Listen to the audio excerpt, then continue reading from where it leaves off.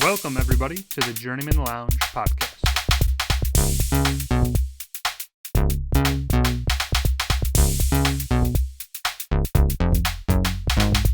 You better be praying to God because, you're 14 and losses in a row. You're going to need Jesus.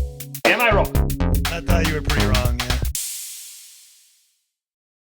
Welcome, Journeymen Lounge podcast listeners. Ooh, hear that? You know what that means. It means you're about to have a great podcast happen. Absolutely. We got to get the elephant out of the way here. So this beautiful TGL sign, Courtesy. the Journeymen Lounge, courtesy of Adam. Appreciate you, Adam. Adamo, man. Thank you. Sick gift, man. I appreciate it. It's a cornerstone. Now, I will say it's not going to always be there. We got to maybe figure out some rearranging with the setup here. What's it called? The Stage? it's not really a stage, but it's just Kind of. I don't know. Setup? Yeah, I don't know. okay. The Well, set? The set? Set. Yeah, That's there what it I was is. looking for. It was in setup. We I had to am take an away the up. idiot sometimes. There we go. So There, circling yeah, around. we'll figure out how to put the set in a way where I definitely want to put this up in a proper spot, you know. So the last time that we recorded has now been a couple weeks ago because we were at the Bulls game, which was absolutely disgusting. I mean, in a great way. I was like- in a great In way. a good way, man. Disgusting is one of those words you can use both ways. Same thing Right. with sick. I will say we do have a bunch of clips up on Instagram. Check those out. Those are sick. For whatever one video that we did put up, it got like 2,000 likes or watches or some Yeah. shit. kidding. All right. I was like, What was it of? Keep that shit going. It was one of my gaming clips because I'm so good at this. Gaming clips of what, though? I don't honestly remember. I checked it very quickly. Could have been Rocket Could've League. been the, Could have been FIFA. I don't know. Either or. All right. I thought it was Halo. All right. Could have been Halo. I thought it was one of our 2K games, maybe, our battles. Oh, fuck! Get the fuck out of here. Even on a hot streak, by the way. I am undefeated Like in the last. 5-0 or something. I think it's 4. Okay, well, whatever. But either way, I got Ryan's number Why right don't you now. go fuck yourself, Tommy? We'll see. We'll see how that transpires later tonight. We usually play a little 2K after. We went to the Bulls game. I mean, it was honestly one of the better games I've been to, in the sense that, one, sick tickets. 2, we were in the 100 level section. 2, Amazing. for me, they won, but the way in which they won, we were heckling Vooch with actual valid. It was Concerns, valid. He yeah. was terrible. And Vooch, we know that you're watching. Right. Of course. I was coaching from the 11th row. But dude, it was more of that. I say heckling just because we were kind of yelling at him. But overall, it was like, Vooch, you're like, what are you doing, man? There's a guy wide open on the corner. Or, oh, dude, can you maybe Couldn't pick his head up, and he wasn't making any shots. Could you maybe rebound? Yeah, he was like 1 for 8 or something like that. I don't even know. We don't fact check, but it was just more stuff of like, dude, what are you doing, Billy Donovan? What are you doing? Zach Collins is playing better. Collins is crushing it. Guess what? They play Zach Collins in the 4th. Bulls win by 6. It was Kobe went off too. Clearly evident. Kobe had a great game. But I just would say in general, which Kobe won me money on that. What's up, dude? Hey. But just in general, it was so evident that you take Zach Collins out or take Vooch out, put Zach Collins in, it's a completely different team. They're rebounding. They're getting the ball out. I think Herter made a couple open threes. You know, so what were your guys kind of like? I know it was a good time overall, but anything that stood out? Well, I'll tell you what. First of all, the traffic down there was horrible, but Woj, I would say, navigated very well. To be expected, though. To be honest, thank you. I must say, we caught hella traffic, but we took a little bit of a detour at one point through Maywood, and it was definitely good because then we got back on the highway. It was bumper to bumper again. It was terrible. I think from where my place is at, it doesn't make sense to go all the way around because you would take you'd basically go back to take 294. To double back, yeah. Yeah, out that way. It wouldn't make any either damn way, sense. we got there You know what's funny? shortly before intros. Sorry, real quick. Nobody really comments me on my driving, so that's a first for this guy. Well, you're welcome. All right, go ahead. So we got there a decent time. Got a pretty good parking space across the street. Not too I bad. wish we were there a little bit earlier. That's all Yeah, I'm saying. maybe been like good 15 minutes 20, earlier. yeah, 15, 20 for sure. Because me and Woj ended up. Well, I guess he kind of saw, but I didn't really see the intros because we were getting food. I had the intro. And though. I took the video you know what? Yeah. Normally, of course, I gotta see the intro. But I've been to I don't know, 30 Bulls games in my So, life, whatever. A lot of Bulls games. I will just point out, though, that is a great part about they do the intro the same. It's been the same, just obviously interchanging the past, starters. 30 years plus. So when you do unfortunately miss it, as we unfortunately did, it really was a thing where you're like, all right. I'm not like, because like I was kind of pissed because this fucking lady in the like serving us, it's like she doesn't have a care in the world, dude. Zero. Well, we did get a free hot dog at least. I mean, that's everybody should get a free hot dog for that fucking service. But like for real, like I've been to like any game in the city, like any of the major sporting venues. Those people that work the concessions always operate like, I'm just gonna go over here, and she was looking around a lot. She was just like doing this, and then I was like, oh yeah, the beer. We were waiting like 10 minutes on the easiest things, the fries and the beer. Hot dog. Well, fries I can understand taking 6 to 7 minutes, but it was like In the a new beer. batch, I I had guess, to ask her, and you're Again. like, hey, what about that beer? And she was like, Guys, oh yeah, I thought she was having somebody else bring it. No, she just went and made it. I was like, what the fuck? as a person lady? who works in a restaurant, Sure. the fries take like literally like 1 minute. Like nothing. Like, I don't know, unless their fries are... For frozen? Frozen. takes ours a aren't little bit. frozen, little I guess. longer. Okay, Yeah, maybe that's takes a a fair little bit. point. Takes a little bit But- longer, but still not crazy. It amount. should be like 3 minutes tops. I agree. Anyway, as far as the play go, and the seats were fantastic, Bobby. Great seats. Yeah, Bobby, you gotta get a shout out to you for that. Tremendous deal. Tremendous seats. Well, We're- they're the Bulls, and they haven't been playing well. So. We were row 11 in the corner. I think you still found a good deal because you said the tickets over yonder were like $100 or something like that. So Yeah, you, to get closer to like mid-court, it you was more still expensive. got something. Yeah, we going got there, we got a corner spot, which is beautiful. Our yeah. seats were literally like great, right behind the basket, but not right behind it, like in the corner, like a little off to the side. So it was perfect. I did love that you could kind of yell, and you know that Vooch They heard definitely it. Vooch definitely heard a couple we were of by, comments. Especially me, I we were think I by the got a Bulls little vocal. bench. Yeah, that was nice too. You saw them in the huddles. Also by our section was we were on the end, which is great, and we had Oh, a Bowl came dude. back. we had a bathroom and a restaurant right up there. Definitely solid location, but Ryan, tell them what happened the first bite you cheat, Oh, dude. yeah. This was the Oh, yeah. funniest thing I've So I ever got I seen. missed so we got this. this food, all right. I got a Polish with onions, grilled Solid. onions. It was delicious. Solid. This motherfucker was juicy, and I did not know it. Like, Oh, so I shit. bit into it, and it like when I Exploded ripped out the the meat back off, end. whoosh, like a fucking gallon of Dude, juice it shot out spray shot like into this this. poor girl's hair in front of me. the I women apologize right in if she's front. watching this. Dude, this was the greatest thing is that she felt something. So Yeah. she was doing one of these. Yeah, and I was like, And I'm doing like oh. this. I'm Yeah. leaning back like, oh my God, looking at him. I was like, did anybody else see that? And he definitely saw I was that. looking right at Ryan like, Oh shit! I mean, like, It's an accident. These things happen. if she would have turned around, she would have been like, and you would have been like, oh my God, I'm sorry. You would have said, obviously you wouldn't have said I bit into it and did it. You would have been like, oh my God, I'm sorry, I hit my arm. Yeah. You would have made some shit up. But normally overall, when I bite into a piece of meat, it's not juice like that. dude, That was crazy. first bite of the game, I was dying. I will have to admit, I was a real slobbo at that game. I got mustard like on my shirt. I got on my first thing. pants. I stepped in it. I put it under my seat. I stepped in it as soon as I got up. Had to clean the shoes when I got home. Yeah. wow, you guys were that was just okay.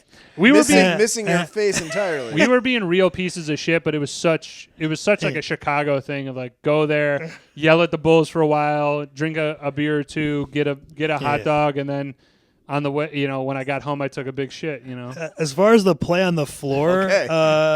segueing from shit. Yeah. As far as the play on the floor goes, First half. the Bulls were like up and then they blew it and then they came back. Like you said, Kobe White had like a 31-point game, 32 or Yeah, something. something like that. yeah, broke. He's balling. There was no Giddy, Ballin'. no Lonzo, so he had to carry us. Vooch sucked, as we said. Zach Collins was solid in the secondary. Who's that other German on our team? or the Kevin whatever? Herter. Herter was He did all a right. good They job. got to give him to shoot more. The one guy I liked, the number 30, the point guard, Trey Jones. Trey Jones. was, he was. He was like helping out huge. penetrating and trying. He got blocked a couple times, but he seems pretty good. He was I think. moving it on the He floor. he drives in the and it was a good into the pull-up paint shot. a lot, and that collapses the D. He's had, because I watch the Bulls all the time, he's had like 7 or 8 assists in each game, 6 assists or 7 in each game for the last 4 Valuable games. asset on the floor. Fucking awesome. That's what a point guard needs to Patrick do. Williams continues to be mediocre to poor. Non-factor. Getting paid $90 million for nothing. Yeah, and he's How coming much? off. He's coming off 90. over 3 or 4 years, but cares? he's coming off the bench, dude. You're paying him that much money? Bobby, it's even worse. They did this last year. They gave him an extension for no reason and gave him this contract. He hasn't done anything to earn. I mean, like, I don't think to earn that much money, at least. Like, they're bidding against themselves, it seems like. But anyway, and like I said in the beginning of the year, since the beginning of the year, Bulls are in the 10th seed. They're about the 9th seed. That's what I said. They'll be in the playing game. And We'll be one and done. and they'll be done. Right, exactly. So, and they'll lose on Cooper Flag and a good player probably, and the circle will continue. The circle of suck. It continues. I'll say this: I enjoyed. But the game was fun. The game was fun. I enjoyed it because it was right around St. Patty's or the day before St. Patty's. So everyone had their green. Oh, it did. It was green. They had some yeah. promotional a green vest that they were giving out. We saw a lot of different green jerseys. We saw. I love this Michael Jordan's UNC jersey. This girl. A few rows up from us had the white powder blue, white with the powder, like the whole up and down, like shorts and the shirt with everything. I'm not gonna lie, and we were talking about this at the game. That is definitely one of those jerseys that I wasn't even thinking about it, but I'm like, now I want to own. That's it. pretty Yeah. sick. The Jordan College. Awesome. So, like I said, the gameplay, I think towards half we were falling apart. Third quarter, just struggling, and then Kobe and then Vooch hit the bench, and we started to pull ourselves together and get the win. So it was fun. A lot of good vendors there. I know you guys had a bad experience with, I think, just like kind of that burger, like hot dog place, but they also have, like, they had a few different bars. They had the FanDuel Lounge. So, like, if we got there, like, super early, we easily could have spent an hour or two, like, at different places before the game to get ourselves nice and prepped. Well, I'll ask you guys. I mean, my ideal time to be there before a game is about 35 minutes. 35, 40. If you're an hour there, find myself. They have a straight up bar that's waiting connected right near where we're at. So but I mean, this is the thing, Bobby. Again, I don't know if you're on the same wavelength with me on this, but like overall, I like to have a beer at the game, maybe a couple. A Miller Lite, it's expensive. They don't have Miller Lite, but like. What the fuck was the? It was like a mix of two beers. Modelo's were there, I think. It was like a Bayou something, right? But again, it wasn't like purely domestic. I think there was Bud Light, but like they had Modelo, like not crazy type of beer, and that shit was $14, $13.50 or something like that. Well, that's how they make their money. But this is where I'm at. Like, if you're there for an hour, dude, let's say you have 3 then, and again, let's assume you're not driving home or anything, or somebody else drove. You have 3, 4, 5 then, like over the course of like 4 or 5 hours. It's racking up. I get that. But I guess for me, I don't go to so many Bulls games or so many White Sox games. So it's like when I'm there, I'm going to try to do it upright. That doesn't mean be stupid with my money. But for me, 35 is, I think, a good time. But for me, something like that, they have a lot more there inside UC, depending on when they open their floodgates. But I'm thinking maybe about an hour before game time. I think that'd be about right. Hour 10, hour 15. Okay, that's your prerogative, and you can yeah. stand by. I think you can get there anywhere from 30 to 40 minutes early, depending on if you have if you want to go to the gift shop or something, or I think 30 minutes should be good to get food and like get settled, go to the bathroom, get your seats. But we said about the same 30, 35, anywhere in there. Yeah.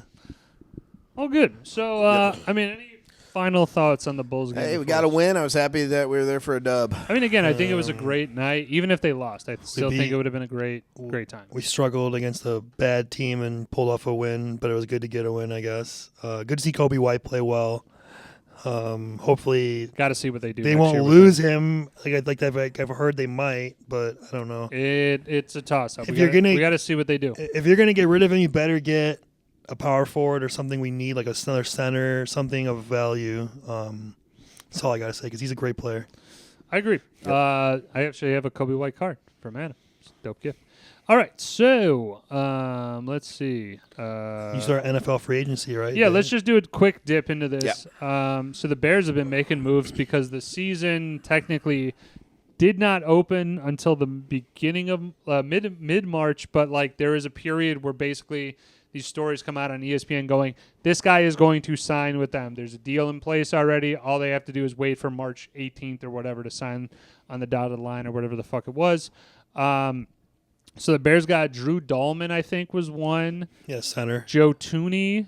was another. Traded for him from Traded Kansas for him. City. Yeah. They also picked up Grady Jarrett from the Falcons. I like Great that move. Defensive tackle. I think there was one or two more. Got the guy from the Colts, the end. That's a risky one. It's the weird name. Oga. Not gonna work here. Not gonna anymore. work here. Wasn't who's the one who's injury ridden? Wasn't that the defensive tackle that picked up? No, Or, it might be who might the guy from the Rams, the Jonah Yes, Jonah that's what I was Jackson. thinking. Jonah Yeah. Jackson. He has been injured, but I guess He's a talent, He's got though. experience with No, Ben he's Johnson talented. specifically. I do like the fact though that they did really go heavy on their biggest weakness, which was their offensive line. So they really bolstered it. They're going to have a couple of the younger guys in there as well, but overall, I think it's definitely great. I think also it opens up, and many other people have said this, that we might if he's there, and even though I don't usually believe in this, but in this case, this guy might be like special. Getting Ashton Genty, the running back, if he's there at 10, I know. Said running backs you can obviously get later on and stuff, But Swift really isn't providing. and we have much. seen with the Eagles last year how important a running Run back game can is, be. yeah. I don't think DeAndre Swift is a lead back in the NFL. I would love Genty. I was very if he's hopeful there. for him with the I think Bears. he's a good change of pace guy, but I don't see him as a guy that can get that you can hand the ball off 15 times, and from there 15 times and then maybe like 5 catches, and he's going to produce with it. I just don't see it. Now, granted, a portion of that was due to the fact that the Bears' offensive line and offense in general was shit last year, but I just look at it like when we come to the 10th pick, I think you already addressed the offensive line. I think they're gonna make a bigger, splashier type of play. It's gonna be Ashton Genty, which is like this guy ran for like 30 touchdowns last year in college, which is fucking crazy because you only get 10, 11 games or whatever. Or I don't know, man. I don't really know who else is out there, unfortunately. I think it's a weaker class coming in for this upcoming draft, but we'll see. I have no idea. One thing that I want you guys mentioned the Bears. Daniel Jones going to the Colts. How does his manager that guy give him an award or something? He's in the Unreal. agency is in the Hall of Fame for the biggest swindler of the entire NFL. I'll say it right now. Yeah, give this guy an award. 160 mil, 40 mil a year over 4 years, with I believe the majority of that guaranteed, was one of the biggest contracts that every year, I believe, I don't fact check, but I believe every year he threw for less touchdowns and more interceptions or more turnovers throughout his entire tenure with the I believe Giants once he signed that. It's fucking crazy, dude. And then they drop what's his name? He goes to Philly. Name eludes me. Stud running back. Saquon De LaQuan, right? Sorry. And then Saquon just leads the Eagles to a fucking Super Bowl. And then he goes to a Super Bowl. Giants look like a bunch of fucking idiots. Dude, that owner must be reeling. Honestly, reeling. I don't think he's reeling that much. He's worth $1 billion. So I'm just saying you're going to get a lot of hate mail, I guess. I'm sure he's gotten a ton so far. Probably also a lot of thank you letters from Philly. Yep, exactly. All right, so switch gears. Yep. Let's hit it with we did the Bulls.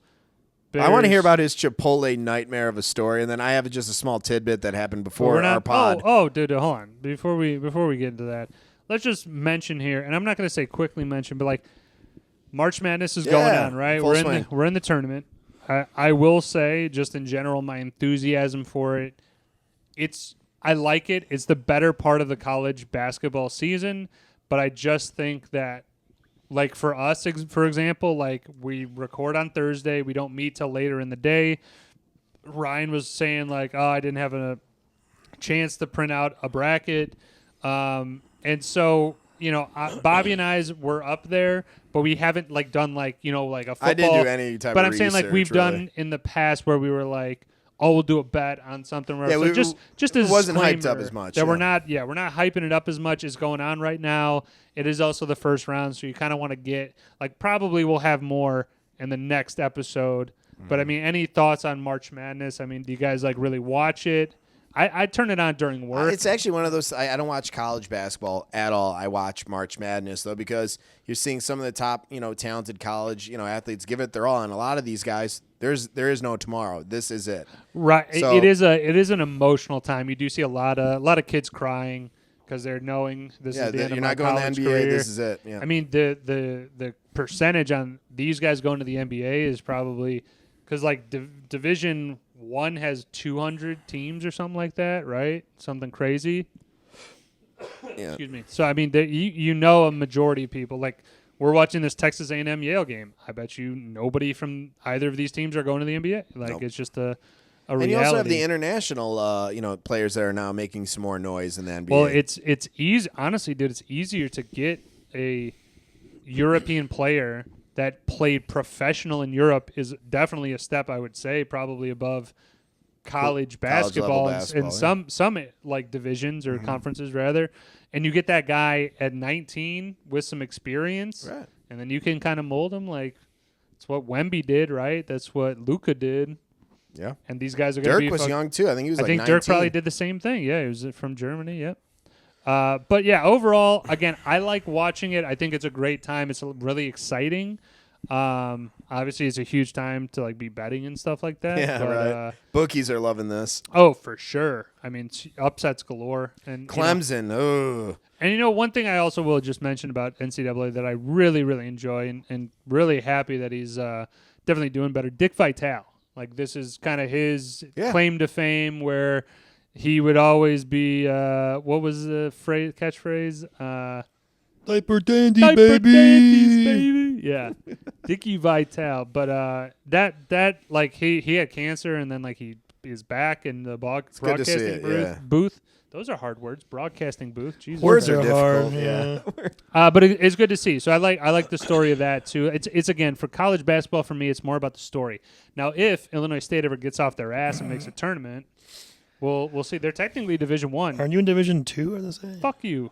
Or Division 1A or something? No, whatever. there is no 1A. What the fuck are you talking One about? double A. No. Okay, yeah, no, I think we're Division 1, but Illinois State is Division 1, but I think it's simply based off the fact that they have 25,000 students. I don't think it's. We're not a school many. It's something like college that. If your stars school go has to, a certain number of people we're not like on UConn campus, or Gonzaga that just commanded, Right. or UNC. Yeah. So, like I said, that's my thoughts on NCAA. Yeah. Anything that you guys, it seems like we're kind of not super jazzed up.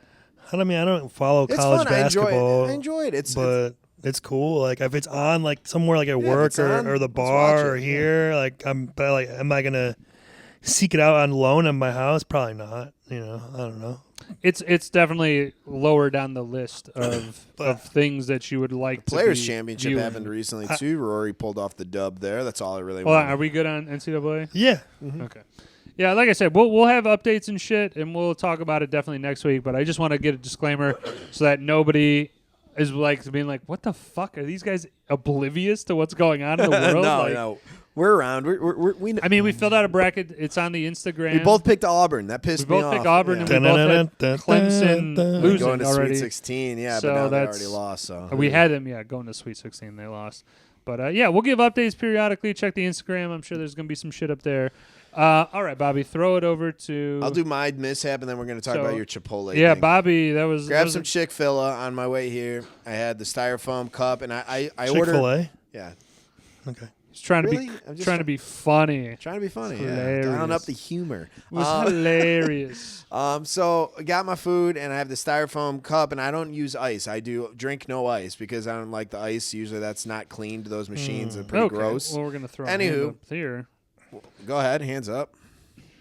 Is the drink still at least Cold, colder yes. from the machine? Yeah. It's cold. I like ice. No, but I guess the I'm a light sanitary ice conditions of most ice machines, you'd be shocked once you open them up a little I bit. mean, can I be honest? I don't. You can be honest. I don't get the people that Can I I've be I've frank? seen firsthand where they go, "Well, they have the best ice." And I'm like, Ice is ice, man. it's like Well, if not you're necessarily. using no, Oh, here we go. no. Drinks are on the house. But what I'm saying though is like my thought goes to like you get a drink and you get ice in it to cool down the drink. I'm not ingesting the ice per se. Like sometimes if you're drinking it out of the mouth, like sometimes you get some ice and you're like, this is great. I love ice, chewing on a little What's bit. your favorite ice style? I don't get the people maybe Ice chips. that chew. I don't get them that chew on ice. This is fucking wild. Like McDonald's or whatever, like ice chips. Like Okay, the ice you chips. can chew on them a They little look if you like want shingles, to. essentially, yeah. Some people like the one. Half moons. Some people like more like the one from like squares. Sonic, where it's like more of like the snow cone I've type heard of Sonic ice. a lot of times with these people, Um, and you know who you are. So like for me personally, I don't care, but I like ice in general. I just don't. I don't get the fascination with. I like ice. It's very better, interesting. It's better than this. It's worse than. Well, this. you have a weird food palate, and we Yeah, already we're not have gonna some lie. issues. What? Yeah, we don't got Gordon Ramsay over here. Yeah. All right, well, sorry. Can I get my ice chips and Ice chips I don't- is honestly the most normal Yeah, thing. I don't ask for a specific maybe. one. I just Fried if you chicken, were asking me what's the cheesecake? best. Gee, I like cheesecake. What are you talking about? whipped cream? pies. I'm sorry, pie guy. Yeah. Yeah. Not All a right. pie Anywho, guy. I That's go. your new nickname on the I got back of about your jersey. a 20, 30-minute drive to get to Woj's, put my drink in the Shit, cup we holder. What? just went on an ice fucking diet. I know That's you guys. okay. I was trying Sorry to reel about it back that. in. Sorry That's about okay. that. No, no. I just Like realized. I said, I think the Really? fancy. I'll just say this: the fancy ones that you could see through that are like in whiskey glasses at high-end places. That's cool. You know, it keeps the whiskey cold. Anywho, So Bobby's on the way to the podcast. on the way, grab some Holy food. shit, I'm there. Right.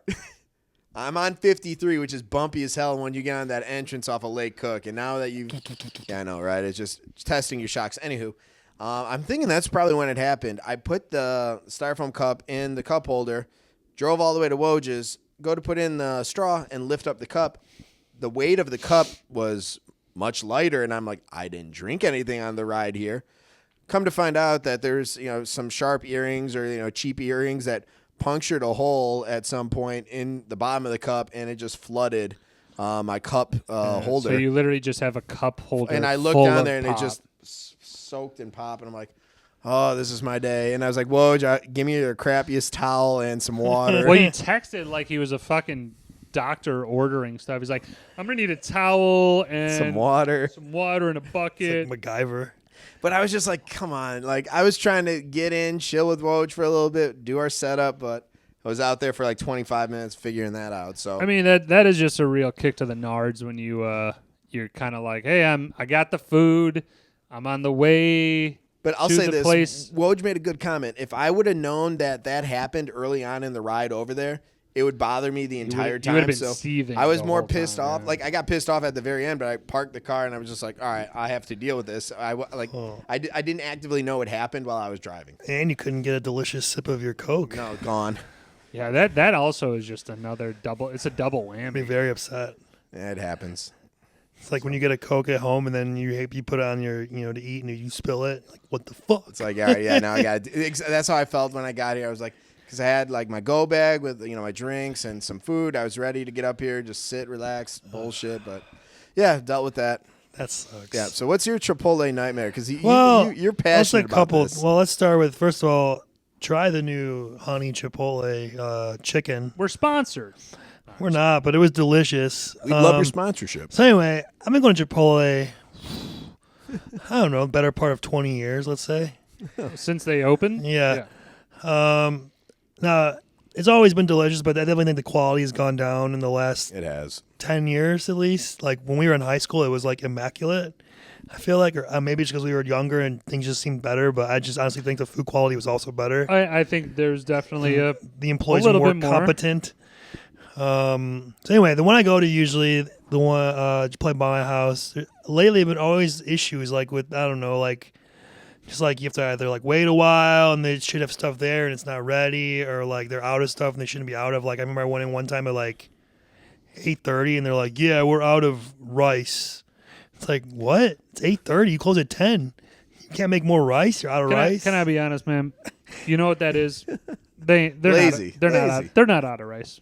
Of course not. That's what I'm saying. They yeah. just choose. They don't wanna cook up They another. just choose to not right. do it, and then they can say, "Oh, well, we didn't have rice, Yeah. and you didn't take it." It's like, all right, I get coming in if I come in like the last hour, but this is before that. I feel like you should have stuff still ready to go.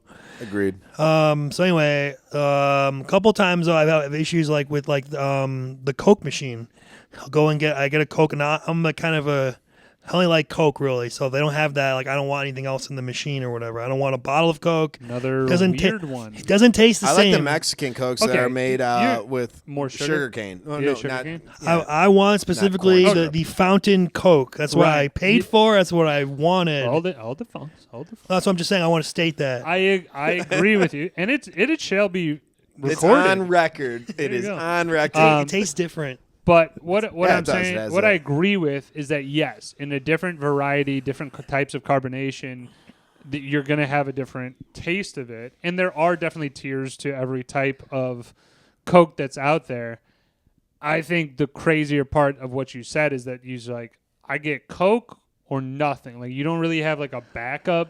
Like you don't drink. like ginger ale or 7-Up Ginger or ale, Fanta? 7-Up, like some sort Something. of lemon lime, some sort of Dr. like Pepper. Oh yeah, he's you not don't a like Dr. Pepper guy, but you got Coke or nothing is crazy. If they had bro. Pepsi, I'd go with it, but they don't have. But that. that's still See, in the that's same weird. You'd rather go Coke regular or Pepsi. Coca-Cola, regular Yeah. cola. I like the dark Or cola nothing. and those specific ones. So root beer and Dr. Pepper I are hate, dark. yeah, they taste like ass though. So you don't. It's So you not a don't like sweet- dark colas. You just The like, original ones, yeah, not the root beer or Dr. Pepper. Okay, so you So anyway- these are more problems. Yeah. So anyway, I always check the machine because sometimes I'll have a sign that says like, "Oh, like we're out of it" or whatever.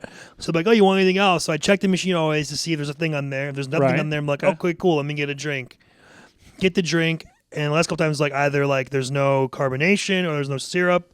Like yesterday, there's no syrup. I'm like, "Oh, can you guys like change it out or whatever? Like this thing's tastes funny." And they they're said, like, "Fuck." you." "Oh, let me do it." And then like, "Sorry, we're out of Coke." I'm like, "Well, I need a refund on this cup. I don't want like I don't wanna be like that guy, but I don't." To me, You know. I for sure go if I'm if I'm like I want a Mountain Dew, Yeah. found Mountain Dew from I this got place, you. Yep. and they go, hey, we're out of Mountain Dew and this doesn't work. Like if they just want to go, hey, the shit is not working, I go, okay, yeah, I want a refund then because I'm not Yeah. gonna just fucking accept whatever bullshit is left. Oh, high C or something like Yeah. that. Well, albeit good, it's not a choice that I would normally make. You know what? Fair. Anyway, That's fair. unfortunately, it's your boy, and a couple other things. Like just sometimes the quality of the food isn't as good as it used to be, or whatever. The portions or whatever aren't like what they should be all the time. But it's the closest one to me, so it's like, You got to go to it. yeah. And the only other one closer, which we talked about, It's near Woodfield. near right? Woodfield, kind of. The one time I did go there, like they were like really, what's the word? They were cheap on the rice or whatever. Like Skimping. I usually get like extra rice, like 'cause I like the Right. rice a lot. So like I'll be like, oh, White give or me brown? extra white. Okay. Right. I get both though. Rice is free. You can do extra. Right, that's what I said. So okay, exactly. So the one time I went there, I'm like, hey, can I get more rice, please? I asked for extra rice. She's like, oh, actually, we're gonna have to charge you more or something. I'm like, really? Like I've been going Chipotle for 20 years. This is the only time I've ever heard this. I know like meat obviously is different, but rice and all the accoutrements are up for Yeah. more if you want it. Like there's no charge or whatever. So ever since then, I don't really want to go to that Chipotle unless it's like the only one. Like So Can necessary. I be honest though, dude? If plus somebody, it's a pain in the ass if- intersection. what it seems to me is that it's you're definitely okay. Quality or whatever you can say. I think Chipotle's actually stood pretty good. I mean, throughout the test of times, or like from like a fast food Well, it's better than Mexican like Taco Bell type or of something, perspective. for sure. But I think your problem, the majority of times, you have the staff there is the problem. Oh, yeah, they're for either sure. lazy with what they want to do, they don't want to help you out, or whatever. I have found though, dude, if you become a little stern with them, or like you kind of be like a bit of an asshole in the sense of like, I'm gonna jam you up now, guy. Guess what? jam you so I need to far. see. I need to see your man. Like I don't care about seeing the manager if the service is that bad. Like Right. if you're gonna tell me, oh, rice is more expensive, like it's double Yeah, it, and then you yeah. go in the next week, and then they're like, yeah, no, rice is whatever, dude. Yeah. But like if somebody tries to pull that BS with me, I do go like Karen style. Well, I go, yeah. give me your supervisor. Yeah, Juan over there or Jamie. Whoever, he's yeah. fucking me up over here. Yeah. And know- usually they give you free shit. Yeah. Yeah, because they'd rather just pay to have it go away. Oh, Right. It only happened the one time at the one, but still, like, it left a bad taste in my mouth, so to speak, where I'm like, I really don't want to. It's out of my way to go there anyway. The intersection's a bitch. Like, Let's also point out though that Ryan has now crossed off that Chipotle. He's also crossed off the McDonald's by my place, the Because they never Wendy's gave by him my onions. place. I almost want to cut an onion out. oh and just yeah, have it well, here. it's not my fault though. They didn't give me the right shit. I agree. I'm just saying Ryan's crossing off restaurant and franchises. also, I'm very nice. I'm not even mean. It's like about Mac. it. You with are- the, you are. You Mac would with the never. map when he goes sailing. No. I work in a restaurant, so No. I give him some leeway. But Also, let me also reestablish what I said before. Though, is like I'm not doing this all the time.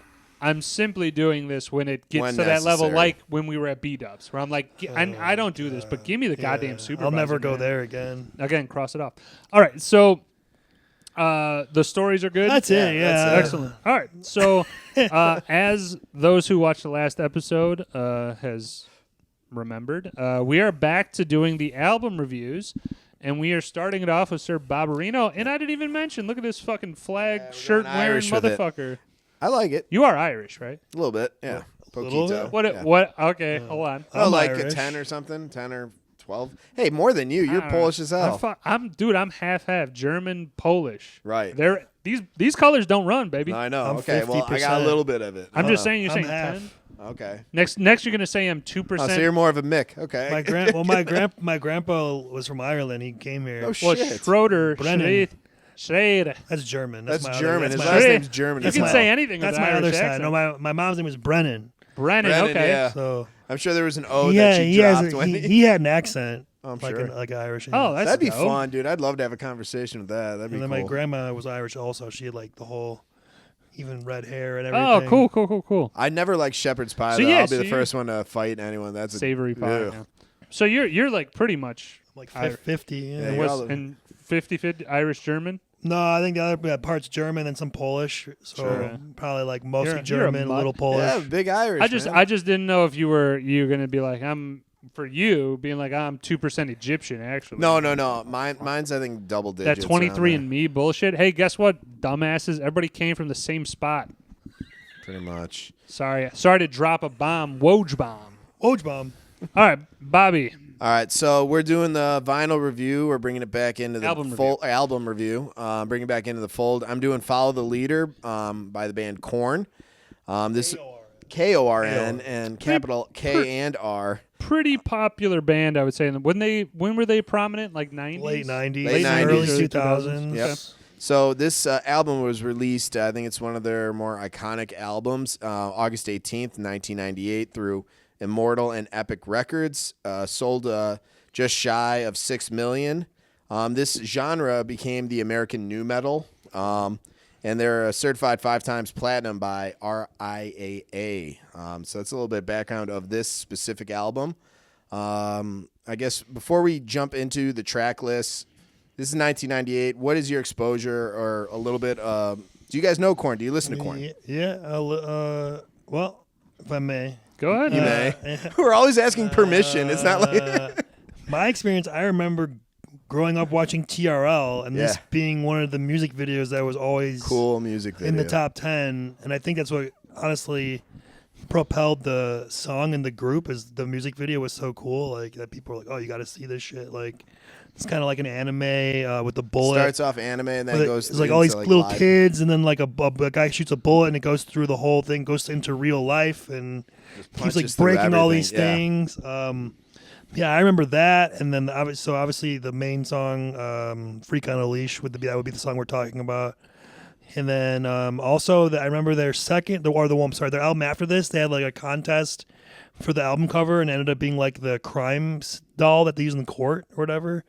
If you Google it, you'll see what I'm talking about. And then Oh yeah, I know which one. the you're talking one about, the yeah. one song on that album I liked a lot too. I forgot what it was called, but I used to listen to it sometimes in like my Walkman, like junior high school a little bit. But as far as the band goes, only like a few of the songs I really knew. I didn't listen to their albums per se.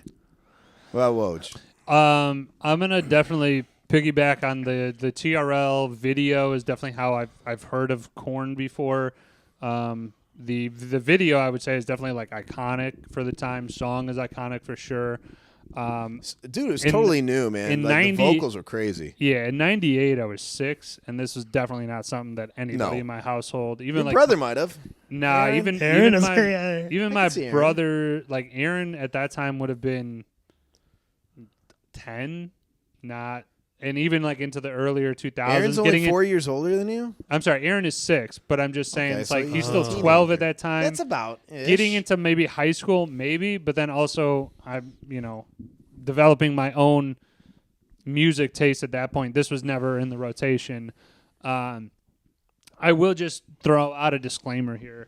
Bobby, this is not what I am going to say during this discussion is not an indictment on you. That's okay. No, let's as hear a it. person, okay? Let's talk about If it. you thoroughly enjoy this music, good on you. Yeah. I give you a thumb for anybody that does. Same. And wow, okay. And that being said, this was one of the worst albums I've ever heard. I'm sorry. It literally gave me a headache. I tried to do cleaning while I was doing it. I was vacuuming for part of it to drown out the noise. Oh my. Honestly, dude, I wish I could have cut my ears off. And that's my wow. first I've had thing. scathing reviews. You take the chart. I want to to echo what Woj said. I don't know if we were going to give our reviews, but it's just, dude, I like the one song, Freak on a Leash. I think it's a good song. It's right in the home run space of the band. Like the group, that song. The other 13 songs were the worst pieces of shit, and they all sounded the same fucking way, except for the two that had features on it that were essentially the same song, but just with a feature on it. And it was Ice Cube, and I honestly sat there, and we'll go through the track listing, but I honestly sat there and was like, how did you make a song with Ice Cube bad? How did you do it? It's fucking crazy. Oh, man, dude, my cheeks hurt from that's my smiling. opening I would like to echo that. Echo it. Oh, here Freak we on go. a Leash, phenomenal song, and I also thought the one was decent. It was also one, I think it was the first single off it. It was called It's on? No, hold on. Got the Life. Yep. That riff I like or whatever. It's not bad, but like I'm gonna agree with what said. The rest of the songs, no There's just offense to people. struggle, huh? I think you got to be into the it, I right guess. mood, like, and I guess that mood is like you want to kill yourself. No offense. I don't know. Like it's like because it's like. Jesus Christ. Well, because it kind of sounds like devil music a little bit. Okay, no, this sometimes. is. I'm just saying. You get.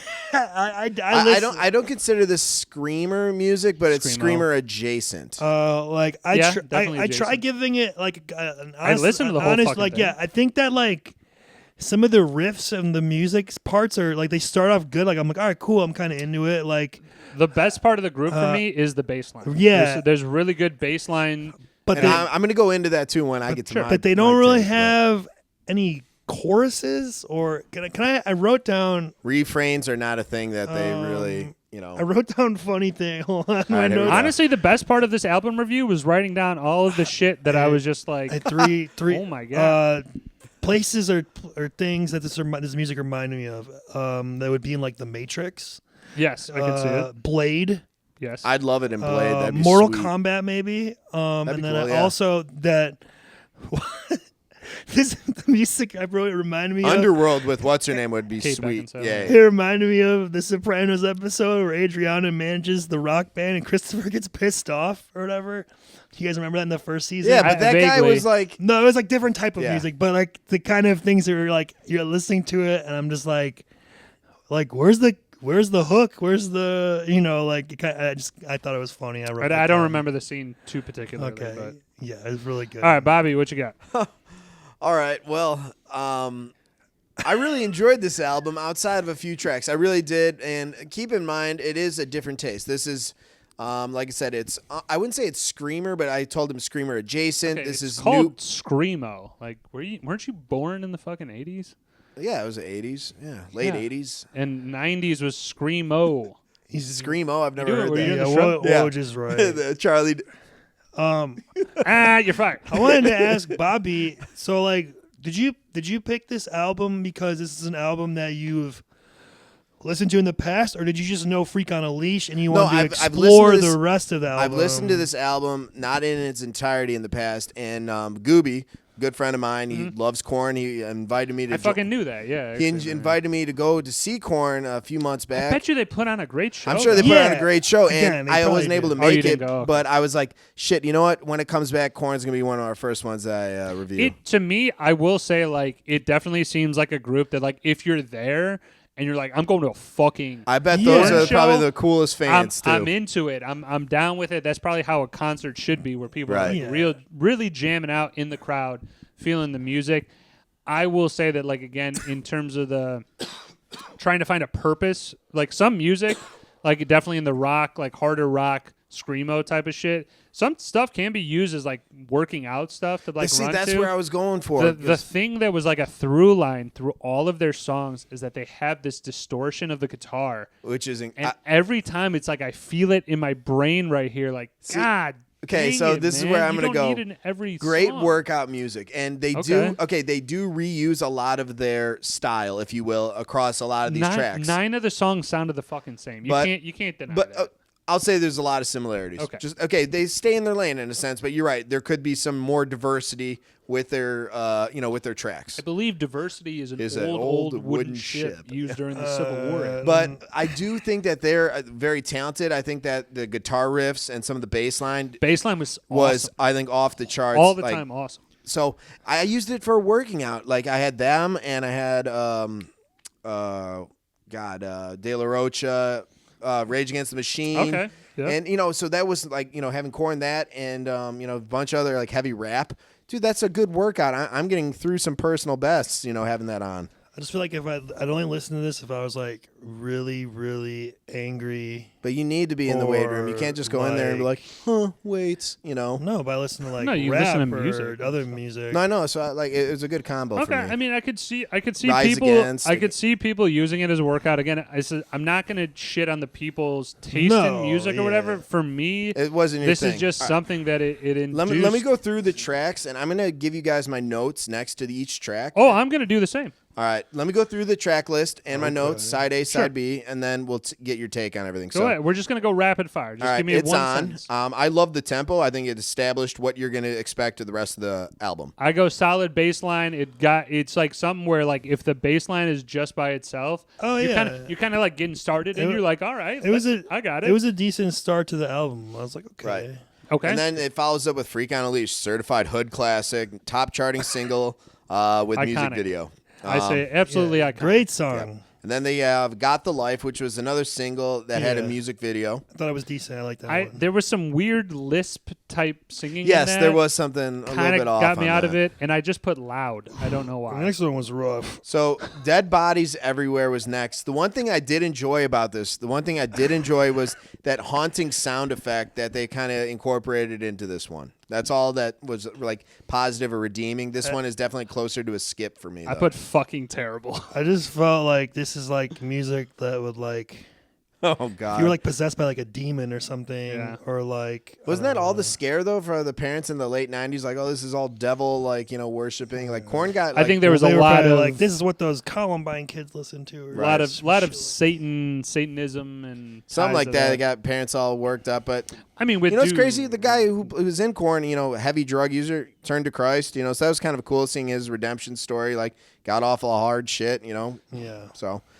next one is Children of the Corn with Ice Cube collaboration. The reason why he was on this album is they have the same manager. Oh, cool. So I liked it. I mean, I put down what the fuck was that? This was a terrible. This was a terrible song because Ice Cube. Oh, man. No, man. Ice Cube when he features on a song is normally either great. Granted, I will say I like him more as like the main guy, not the feature on it. But when you're having this lane like this and the song with Fred Durst. Oh, No. There was another rapper. Oh, Trey something. Trey Hardaway, I think. You're talking about Trey Hardson. Camel Cameltosis. Cameltosis. I We'll get to enjoyed that. That's side the B. pace of that one, and that was more honestly to me. I was like, that's more of what Ice Cube does. Is like a little bit like slower. Like he was slower Not in the quite other my one too. tempo. Not. But it just was like a thing of like I'm like if you switch those rappers, it would have been better. But it's an odd genre to mix, rap and screamo adjacent. I don't know what Right. this is called. It's new. They call Hardcore it New rock? metal. Yeah, new It's metal. called New Okay. metal. But I was gonna say I always preferred like Limp Bizkit more because I feel like they kind of leaned into the hip hop a little more than They did. Korn did. I think Limp Bizkit goes better with it than a rap. The two rap songs on this or Yeah, two we're rap getting to that, features. yeah. I just was. So the next one was BBK from Deuce that was also a single with a music video. I think that had another collaborator involved in that one. This pretty one at the very end of side A. Hold on, dude. Let me BBK, get sorry, mine. go ahead. Shit on Terrible that song. One. Okay, got Baseline it. is the only good part of this group. That's what I wrote down. Go ahead. Next one was pretty, and there was some graphic descriptions of violence. So that one kind of threw me off a little bit. Like, It's horrible. It sounded like something you'd put in like Hostel, like the movie. Yeah, I put a pretty good fucking title. Pretty fucking awful, in my opinion. All right, side B is All in the Family. That's that Fred Durst collaboration. They insult a bunch of other artists, and they have some pop culture references. So I kind of like at least the throw together, the lyrics on that. Yeah, I said even the features can't save this shit. Agreed. Reclaim My Place. I thought it was a fucking jam. I really enjoyed that one. I thought that one actually had a great guitar riff, which I'm extremely confused about Korn not having, at least in this album. I thought new metal was like hard into like the guitar and with those like real like aggressive kind of like patterns and stuff and it's Or bass solos lines. or something like that. I didn't really hear it except for that song. I don't know. Did you guys hear? I have more some guitar? notes a little bit more, but New metal is kind of also more like the blending of rap and hip hop with the hard rock. I think Korn is definitely not anywhere close to hip hop though. No, but they have like some. Well, I don't know. It's like kind of like that, because they consider like Limp Bizkit is new metal. Yeah, or, but that or Linkin Park they considered new that's metal. it's part of the genre. But I think that they kind of almost have a niche within that genre. Like there's not many bands that sound like Korn. I'll just say that. Yeah, Very true. Okay, next one, Seed. That had that vinyl scratch and rattle that was on a loop in the background. Wasn't Justin next? Sorry, Justin. Sorry, went right over that. Justin, intense guitar riff and vocals. So I had a positive experience from that one. Just fine. I thought it was decent. Yeah. Seed. This is the one where this is I said vinyl scratch and rattle on a loop in the background, but it's utter chaos. Nothing about this track, left me like, oh shit, like this was like a 5 minute, and I didn't know what was going on by the end. I think they did just a real horrendous job of like switching up tempos where it didn't need to be. Like in the first song, I think it was like perfect. Like in terms of like you start with this bass line and you kind of get amped into it, and then it comes in with that shit, and you're like, oh shit, this is kind of how it's supposed to be. There were a couple songs on this where like they went to like a guy speaking. And then they went back into the thing, and then they were like, when the slower tempo, and it's like it's too much. Like you said, chaos in the. It was utter chaos. That's what I wrote on that one. So Camel Tosis, that's Trey Hardson from Far Side. I think did I say that right? I don't know where it's from. It says like Slim Kid or something. And it's basically I had to look into this. What the meaning of the song is, and it's kind of described within the song too. A woman who's hurt him or did him wrong. So that whole back and forth kind of, I enjoyed it. Like I said, I think Ice Cube, you mentioned that Ice Cube could have done a better job here if they would have flipped it. Switched it. Yeah, I like the beat of that one. The beat, it's a cool beat. Now the next one, My Gift to You, had bagpipes, and that was used as part of the intro, which I was like, this is kind of it's different. Like they stepped away from their standard. Like you said, your bass line, your riff. So, like I said, I really enjoyed that intro, but it was a slower, dark ballad. That thing was 7+ minutes. So you have to be in a different mindset to listen to that one compared to some of these other ones. Yeah, my gift was that the album was over. And then the final one, Earache My Eye. I didn't even. Random Conversation starts the track, then instrumental cycles, and then gibberish. That's a skip for me. I'm glad I didn't listen to the last well, one. that I one, just watched. No, I'm glad you didn't either. That one I researched was apparently a cover of a Cheech and Chong song. Interesting. Well, I would rather have heard Cheech and Chong do it, I guess. So yeah, I'm just gonna say, not my favorite, not my type of music really, and makes Not quite my tempo. makes Woe Just Stank On You look like. Oh, don't do it. Look like Don't make mine the worst one of this group. I mean, my vote is for sure. Yeah, I think it's gonna be. Oh, all right. Well, I hope we have a bunch of Korn subscribers come on and just shit on you. I mean, again, you shit on my Fall Out Boy. That Fall Out Boy kicks the shit out of this fucking. Oh shit. my God! Put them in the same room, please. Not like literally, but I'm saying the No, music. We're Even their music. we're not here to say, oh, your music, like what you listen to, is shitty. No. Our view of the music is that it sucks, and I want to be clear with that. I love Freak I on love a you, Leash. man. Love Freak on a Leash. But I cannot listen to Okay, this. no, but this trust is, me, I know your review earlier. You basically wiped your, I'm not gonna lie. Again, my most favorite part was just writing shit down. That I was like, "This is the I'm worst. gonna tear him a new one. My yeah. gift is that the album was like that. Made It's me laugh. over. I love that. So, I mean, this is again. That's it. We just need to.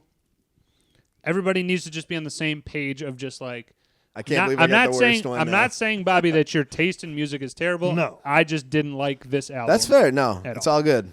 And also, I was going to say, I like that you're at least trying different types of music. I do enjoy that this was not in the same because I got you into lane. Dispatch. You didn't even hear them before. So I was saying, honestly, I went into it with an open mind, like for Korn. I'm like, I like Freak on a Leash.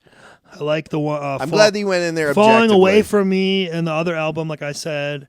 So I'm like, okay. And the first three, I was like, okay, like I like this so far. And then like after it, kind of just was like Woj said, they all kind of sound similar and like just not really to me like any distinguishing hooks factors. or choruses that I could latch onto and let it like I said like kind of like sound like devil shit or something. I don't know. Like again, not trying to talk shit or anything, but just for me, kind of just not my type of thing. That's all.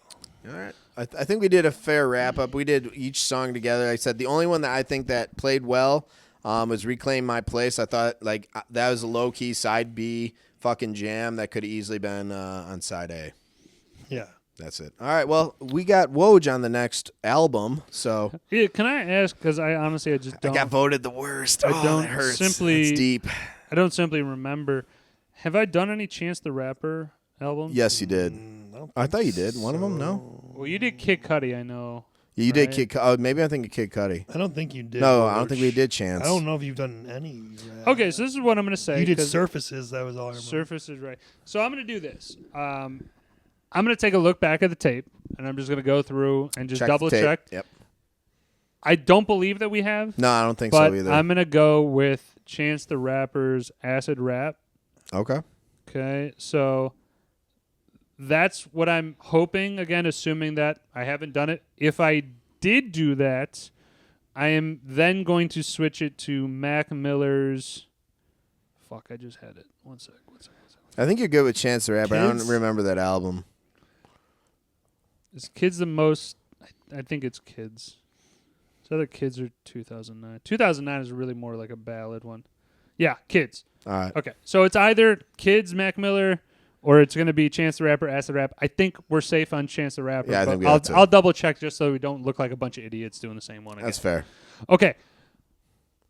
Album review's done. Movie Misery review. coming up. Grab a beer. We're going to be back. It's a good one.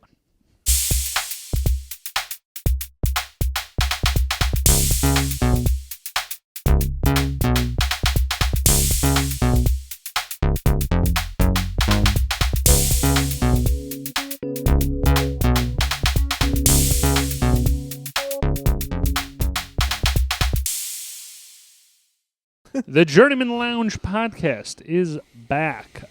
We might just leave all that shit in there. I don't know if Bobby's talking about going shirtless on a golf course. Those are part of our deleted scenes. Sure, On extras. That would be cool to on do the at some DVD point. menu.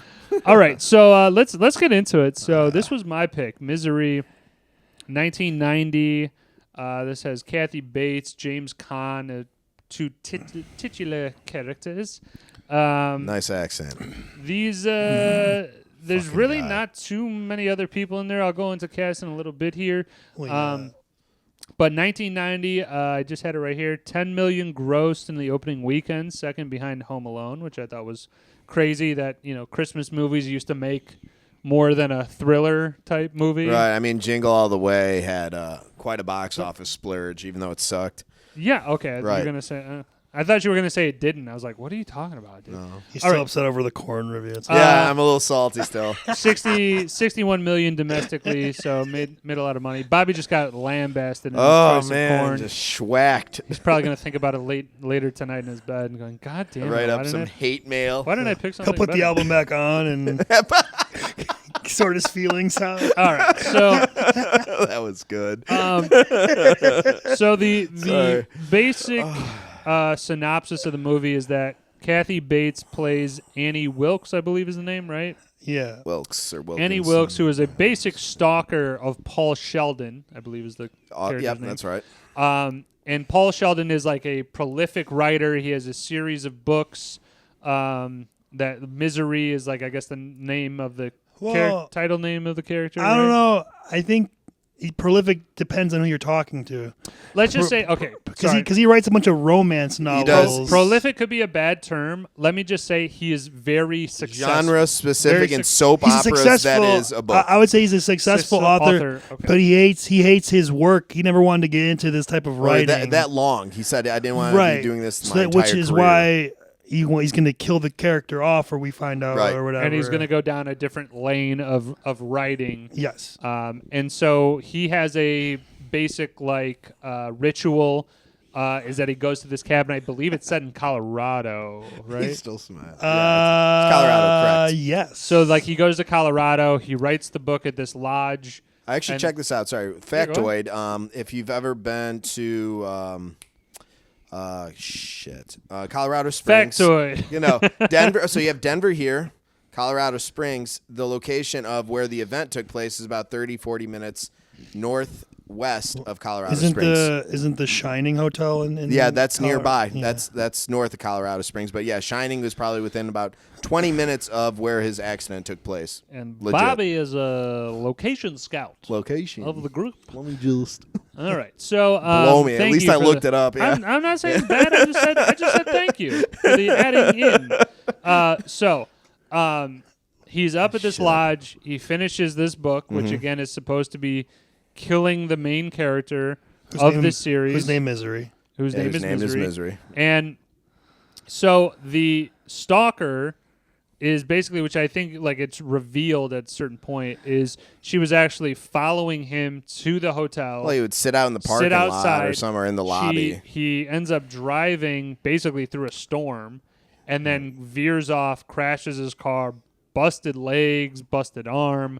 And she, because she's following him and stalking him, is able to jimmy out the door, take him. And then we also find out later she's a nurse. She used to be a nurse. And so that's why she's able to kind of take care of him, bring him back to life. She's a disgraced nurse. Disgraced nurse, we'll find out. And then just in general, though, this takes place over months of time. He's healing broken bones. Yeah. And then eventually you kind of get this turn of the movie where she's not letting him go anymore.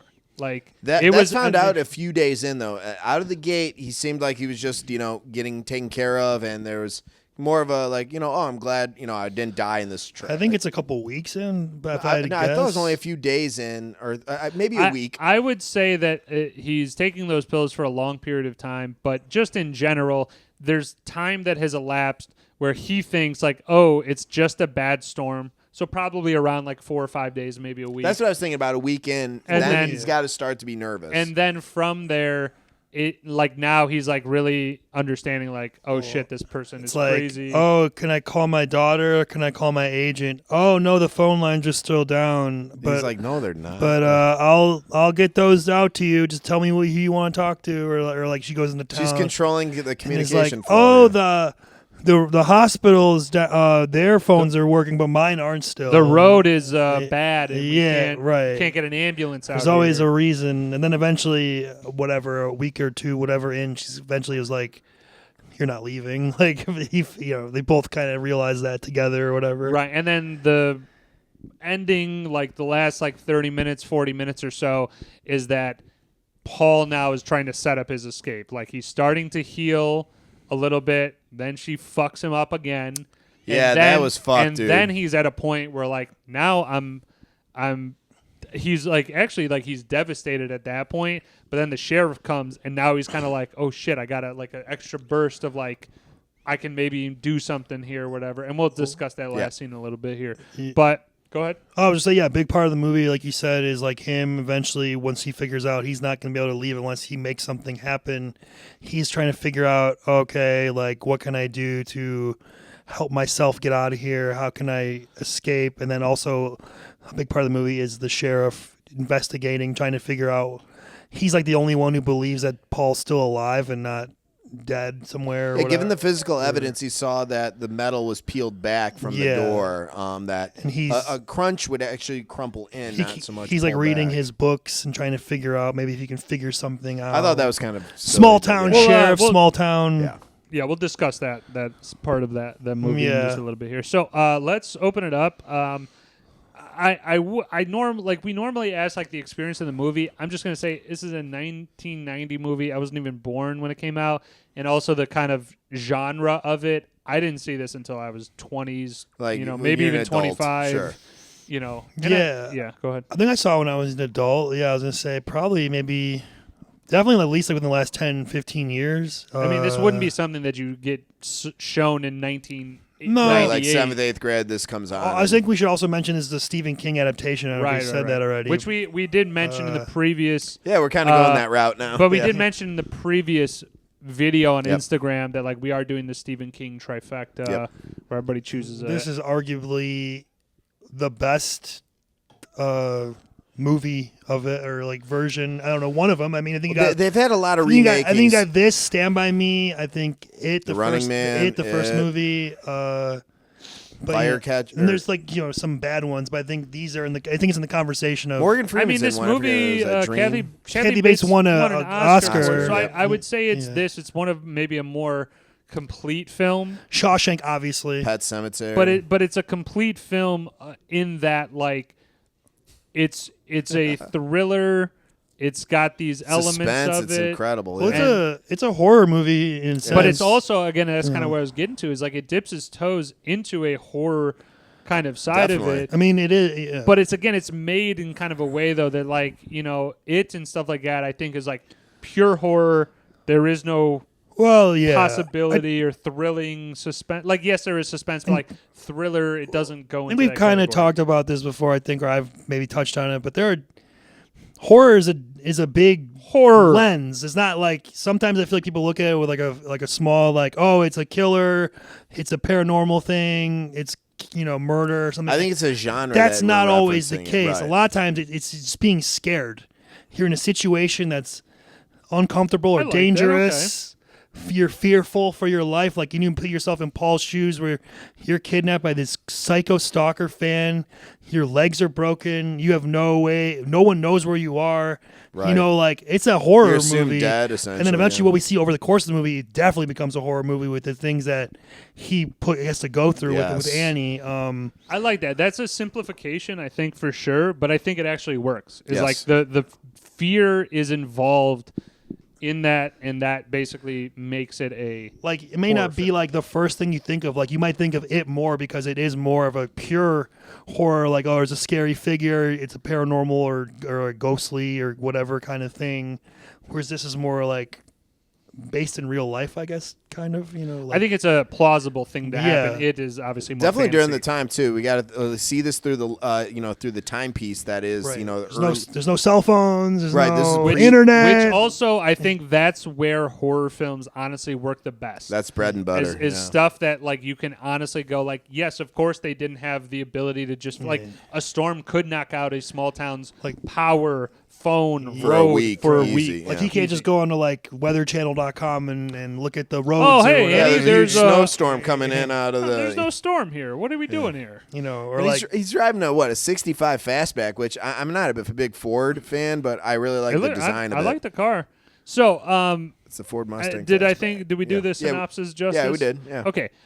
Scenes for me pretty straightforward. I definitely very much enjoy the landscape of the film, just being that it's like in a snowy Colorado town. Mm-hmm. There's a couple like I would say quote unquote cinematic shots where they are showing like the snowed lands like drop back or whatever set design. I don't fucking know.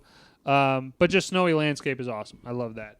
I also definitely like the kind of more ceremonial part of lighting the book on fire. Like at one point, Annie is trying to basically say that the killing off of the Misery character is unacceptable. You're talking about when she makes him burn his copy? She makes burn the copy, going, "Hey, you need to start over." Yeah. I thought that was a kind of dope little scene there. Right. Well, she asked to read his new book, which no one reads except for him and his agent publicist usually, or publicist. Again, another ritual thing. But he's like, "Oh, sure, go ahead." And then like she saved my life. She fucking hates it. No, she loves it all the way up until the end. She hates it when she gets to the part where Misery's gonna be cut off. Then she makes him burn it in front of her, and she knows from because she's like I said the number one fan that he has no other copies. He's so superstitious. He doesn't. He doesn't any fax other any copy. copies. It's a the hand only delivery one. type of scenario. So like all the work he did is gone. It's completely gone. Mm-hmm. What I'm gonna just mention scenes. 2 quick things.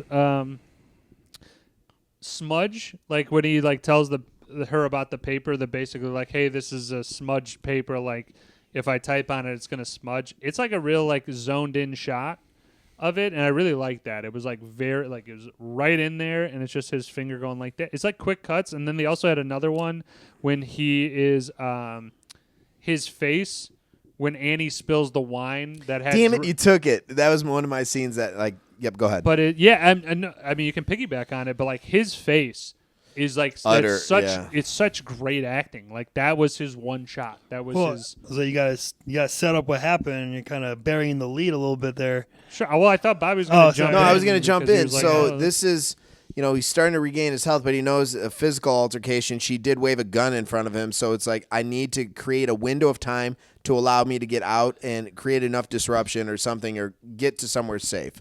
And in doing so, he stockpiles the drug that was meant for his pain in the attempt to drug her during this, dinner. And the whole dinner scene for me is like the scene. And then one thing that I was going to toss to you guys, might open up right here. Do you think that she knocked it over on purpose? Because she was I think she knew all of his plays before he did them. I think she did too. I think they're, so to set up where his plan was coming into action, like he was able to get a bobby pin, unlock the door to the room that he was and kept started in, to explore the first floor. Started to explore the first floor, which shows like the phone that Annie has in her room, in her house, is not real. It does not. It's not connected. It's just the case. And then also on top of that, he sees the closet where she's been keeping all of these pills, and basically he kind of puts 2 and 2 together. They're like, when I take these pills, I'm getting drowsy. I can't do anything. Right, it it's knocks you out, basically knocking me out. Yeah. He stockpiles all of that, puts it in her drink. I don't know necessarily if she's like very intentional. I think it could be something. I think it could be something though where maybe she is just like infatuated with the son, because she's like in love with him. She's like, I love you, Paul. I'm your number one fan. I know that's creepy. I'm thinking that kind of supersedes her being like aware of that. I think she's like, I'm having dinner with Paul.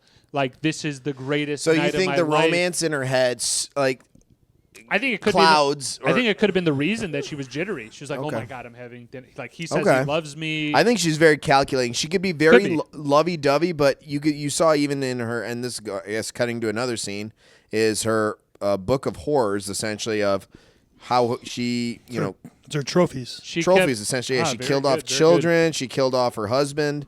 And a bunch of other people that were standing in her way for progress. And then, lo and behold, they start to notice the trend. And like you said, disgraced, nurse. Yeah, the whole movie is like just like intense, awkward interactions between Annie and Paul. Yeah, she's bipolar. She flips the switch real quick. At first, it starts off that it's like friendly. He thinks she's weird, but she saved his life, so he's like, okay, whatever. Benefit of the doubt. But then eventually, like we said, she won't let him leave, and she even states as such. She says, no, I think I have the quote actually. Go ahead, pull it up. You're not leaving here. Yeah. Sorry, it was. Well, first she gets mad about the book, like talking about the swearing. Yeah, and you shit, dirty birdie or whatever. Oh, dude, she goes. It says, yeah, who speaks like that? That swearing, Paul. There, I said it. The profanity bothers you. It's like these are slum kids. Everybody talks like that. They do not. She gets like real. What do you think I say when I go to the feed store in town? Oh, now, Wally, give me a bag of that effing pig feed and 10 pounds of that bitchly cow corn in the bank. Do I tell Mrs. Bollinger, oh, here's one big bastard of a check. Give me some sort of your Christing money. Yeah. There, look, there, see what you made me do. She like spilled the soup on it and blames him. That's when you first realize, like, oh, fuck. Yeah, she's unhinged. She's absolutely unhinged. It just takes a turn from being, like, caretaker and fan to then, oh, shit, like, you are a kidnapper. With ill intent. And psychopath. And then, like, she thinks, like, they're going to be happily ever after. Right. Yes.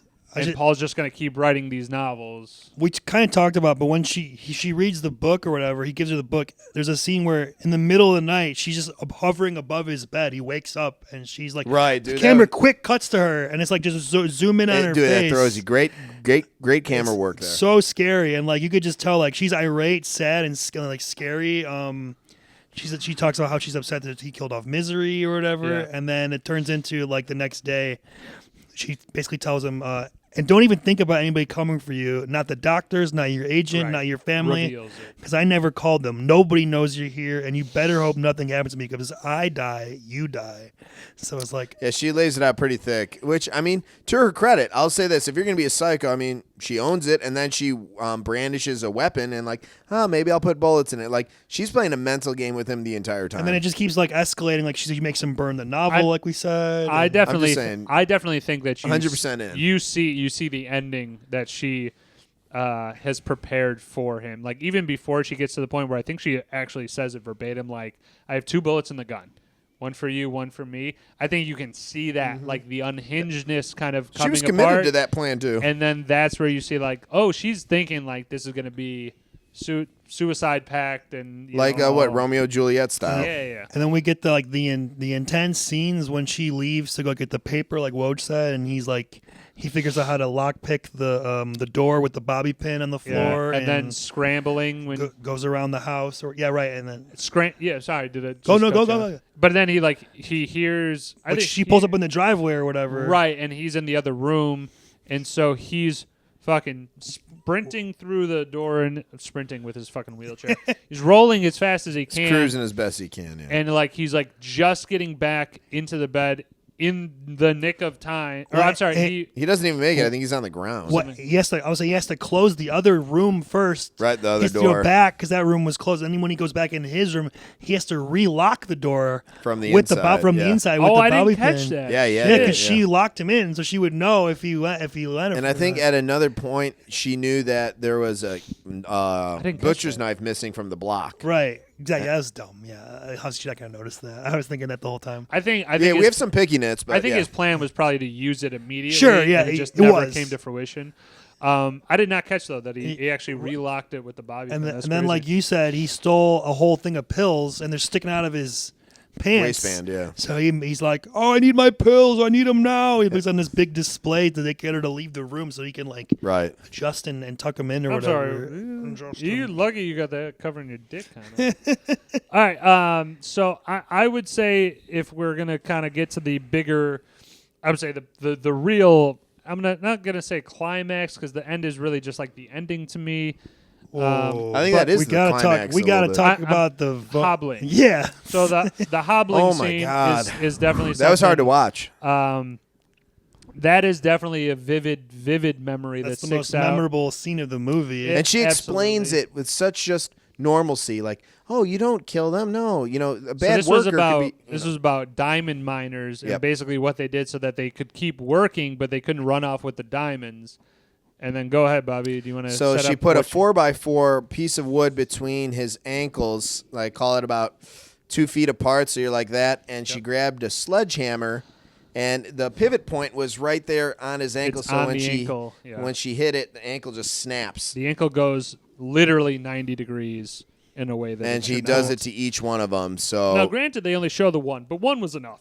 Yeah, one was enough. Maybe it was just the one. I don't know, but I thought she did both. She did both. When she did this too, after baiting, so it's destroying your ligaments. It totally immobilizes you. She says she's like, I know you've been out of your room, Paul. She baited him. She left out like the book with the trophy, the articles about her. But she saw the penguin face, and she's like, "Oh, the penguin always faces north." I'm saying, I think she purposely left in the middle of the night the second time was like because she knows that So she was playing her cards a little bit, right? And that's why. Oh, I know you saw this. I know you saw that. Like. She's been on to him. I mean, I'm not going to lie. I think she's very arrogant for the situation, which I think is quite...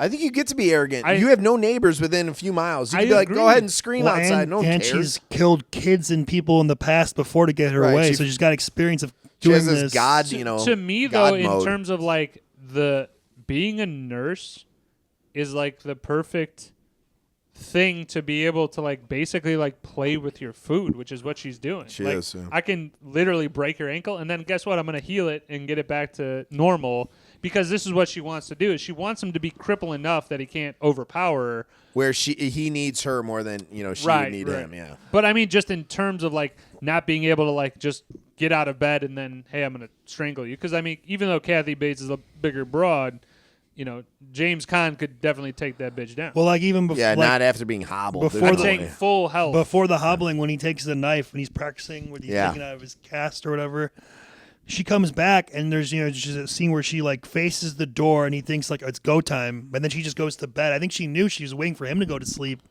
So she could, okay, so that I have another pickiness I there. don't know, Okay. I think we'll that- get into pickiness though. because then the next day she's like, "Oh, you're looking for this, Paul?" Yeah, Like, or whatever. because she catches him, asleep and hits him with a syringe, takes him out and takes his weapon and all of his other. Yeah. And so that's the hobbling scene, and then I will throw in, shotgun through the goddamn the chest of the Oh, sheriff. the poor sheriff. Holy shit! Like he's seeing Paul, he sees him down in the basement, and Annie Wilkes just sends a double barrel through his right through the whole the That's all she Mid- wrote. I was Yeah. middle of his chest. I was gonna say I think we should say that like throughout the whole movie, he's been like the only one who's still investigating. Yeah, that He kind of thinks- blows my mind He too. thinks yeah. that there's something foul play or something happened where like the one scene he goes to. Oh, you raising your hand? Sorry. I'm stretching out my arm. Sorry, I know it was weird. Hey. Where he almost finds the car, but he doesn't go down the hill far enough. But he's right there. He notices the tree branch. Yeah, there's a big drifts of snow though. That's start- tough to navigate. Right. He starts reading the books. He sees that the door was pried open with the crowbar. Once, the vehicle is and discovered. then he realizes he goes to the general store guy and is like, "Oh, anybody been Any odd acting purchases? funny, Yeah. or she been buying anything weird? Oh, she always buys these books and Bought she's paper been getting and- writing paper or whatever." And then he finally goes out to investigate it. Oh, there's another scene too where he's in a helicopter, flies over her property, but Nothing out of the Right. So he's like circling. He knows there's something. He's waiting for enough to move on. Her, Also, I would just essentially. say I love the scenes with him and his wife throughout the movie. They have this little They're fun, banter. cute little- kind of like she wants to like get laid, and he's like, "I'm working, honey," kind of thing. It's kind In of this funny. vehicle, Yeah. you are the deputy. You are my deputy. Yeah. they're cute. They play off each Like other that's well. the spice that keeps this marriage going, honey. Gross. Old people banging. I am good on scenes. Any Yeah, I'm good on scenes.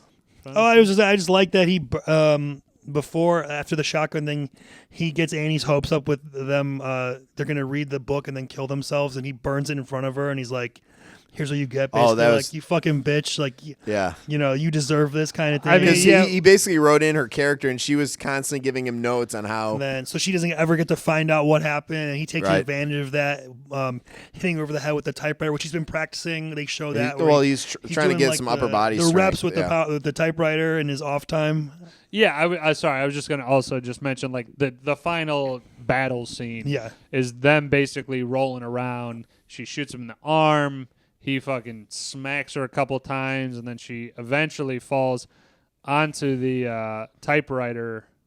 I don't remember. How does she get? He trips her with his bad leg. She Right. falls onto the typewriter, and it looks like it breaks her neck, but she's actually still alive because he crawls out of the room and she's on top of him, and then he takes the metal buffalo door stopper statue or something like that. thing, Yeah. whatever, and whacks her across the head. And then she falls on top of him, and then that's how. That was Right, it. right. That's well, sorry, one other scene. I guess we always say we shouldn't do the ending, but that ending where that cut scene. I'm your number one fan, and he sees her again, like that PTSD. Oh, like, she's the like waitress. the waitress at that New York nice fine Right. establishment or whatever. I was like, dude, that was a great way to just. I mean, it's a haunting, yeah.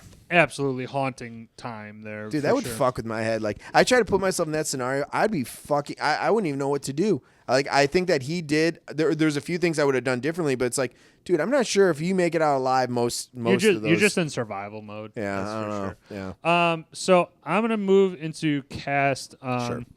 I just Not kind of much want to of mention. it. We already mentioned this is Stephen King trifecta here. This is a book though that I mean, granted, Stephen King, phenomenal writer and all that stuff. This is one though that I heard the movie definitely had some more gory parts that I think would have been even better to just show because like instead of hobbling him, she actually cuts off his foot in the actual book. Yep. So it's I think some of those things would be a little bit better I can totally understand why you don't do that for the sake of the film. It's probably Like she kills her stepsister in the kills book. somebody else, right? Yeah, and her husband died naturally. I think the hobbling works better. I think it's more grotesque to like me. I said, I think it definitely takes more grotesque than cutting off a foot. I Dude, want you to. I want agree you with to him, man. Rethink you. No, watch I think with that, the dude, that's, sound it makes when he it hit your head. She's hitting a sledgehammer into his ankle I bone, see it. into a big plank of wood, and it goes the opposite way. You ever watch 127 Hours? Not the No. whole thing. No, Have you watched the one scene where he cuts his fucking arm off? no. Watch that shit and then come I'll back just to me. say this: in her situation, I don't think. Well, if she cuts off his foot, she would tourniquet the leg so he doesn't. So I'm saying I think she would it be would able be a to long keep him thing. I don't think alive. she'd pull out a handsaw. I think she'd bring in like a miter saw. and I've call seen in other things, Still fucked shows, up. More movies, than a broken ankle. limbs get cut off. This is more memorable to me and Thank more you. gruesome. Like just the sound and like the Texas putting Chainsaw Massacre, he putting hacks the off fucking- things. The board in between his Yeah, legs. I guess the Let's- structure and the setup too. Like, Let's Yeah. agree to disagree. all right, fine. Me and him are on this side of the fence. It does make me want to read more Stephen King books for sure because I know that he's a great Did you read this author. one through? I have not read one Stephen King book ever. They're long. It's I don't read them because they're long. It's just because No, I'm saying like entertaining. they're like just a lot it's to just read. it's a thing of like the only series Like I read a bunch of Grisham. but the only book series that I've ever read is Harry Or Potter, Crichton. and then watched the movies and I went, well, the book is miles ahead of the movies. Books are always miles ahead. In for the most most cases, part, most yeah. cases. I'm not yes. a reader. I just think that like this is something that like especially now that like you're an adult where you're like, oh, maybe I should ponder a book or something like that. This is something though that I'd be like, this is up my Yeah, you alley. could get on some Stephen King. It Sure. seems like an entertaining book. Let's go to Rob Reiner directing. Fucking phenomenal, dude. Rob Reiner's. Second Stephen King movie, just Stand By Me Stand before By Me, this, right. which is another classic. And I mean, I think Rob Reiner's great. I like Rob Reiner when he's acting too. He's a fucking great. awesome. Well, this is in his prime of stretch of directing too. When he did Stand By Me, When Harry Met Sally, this, A Few Good Men. Oh, he did do. He's just like right now in his Like I said, love him as a director, actor, philosophically And as remind me, did you different. see A Few Good Men? I love A Few Good Men. You've actually seen it? It's not one of those Oh, things. it's one of my favorites. Okay. Yeah, it's great. I've seen it many Okay. times. Okay, Frank. Okay. You're taking my Um, shit. So, very small cast in this. We have It's those two. That's it. Well, for the I most Well, part. you got the sheriff, you got And his the wife, you sheriff. got Lauren Bacall. Lauren James McCall Caan, for a few drop-ins. James Caan, Kathy Bates, Lauren Bacall plays the agent. JT Walsh has a Oh yeah, very quick. very quick thing, but I don't even think he's credited in this. Yeah, And then you have the sheriff played by Richard Farnsworth. and then his And wife. Frances Sturhagen has been in a couple different things. I would probably say she's probably that girl. She was in the Mist. I know is Yeah, a and lot then of all that you got shit. is like the hotel manager, Julia. the general shop Right. guy, and then the waitress at the end. Yeah, so very very small cast. I guess but for I think filming it that'd be works. great to have like so you're not so focused on all these extras, all these other people. Like scheduling, I think it'd be easier to do something like this. Oh, That's all. definitely so. But I just like the fact that like it focuses more on just them too. Granted, the sheriff is pretty integral to the plot, Agreed. but I do like the fact that it is really like it's about Annie and Paul, Right. and their fucking relationship it's going nuts. But overall, I mean, it's like it's an older cast, and I think it definitely it works for the movie.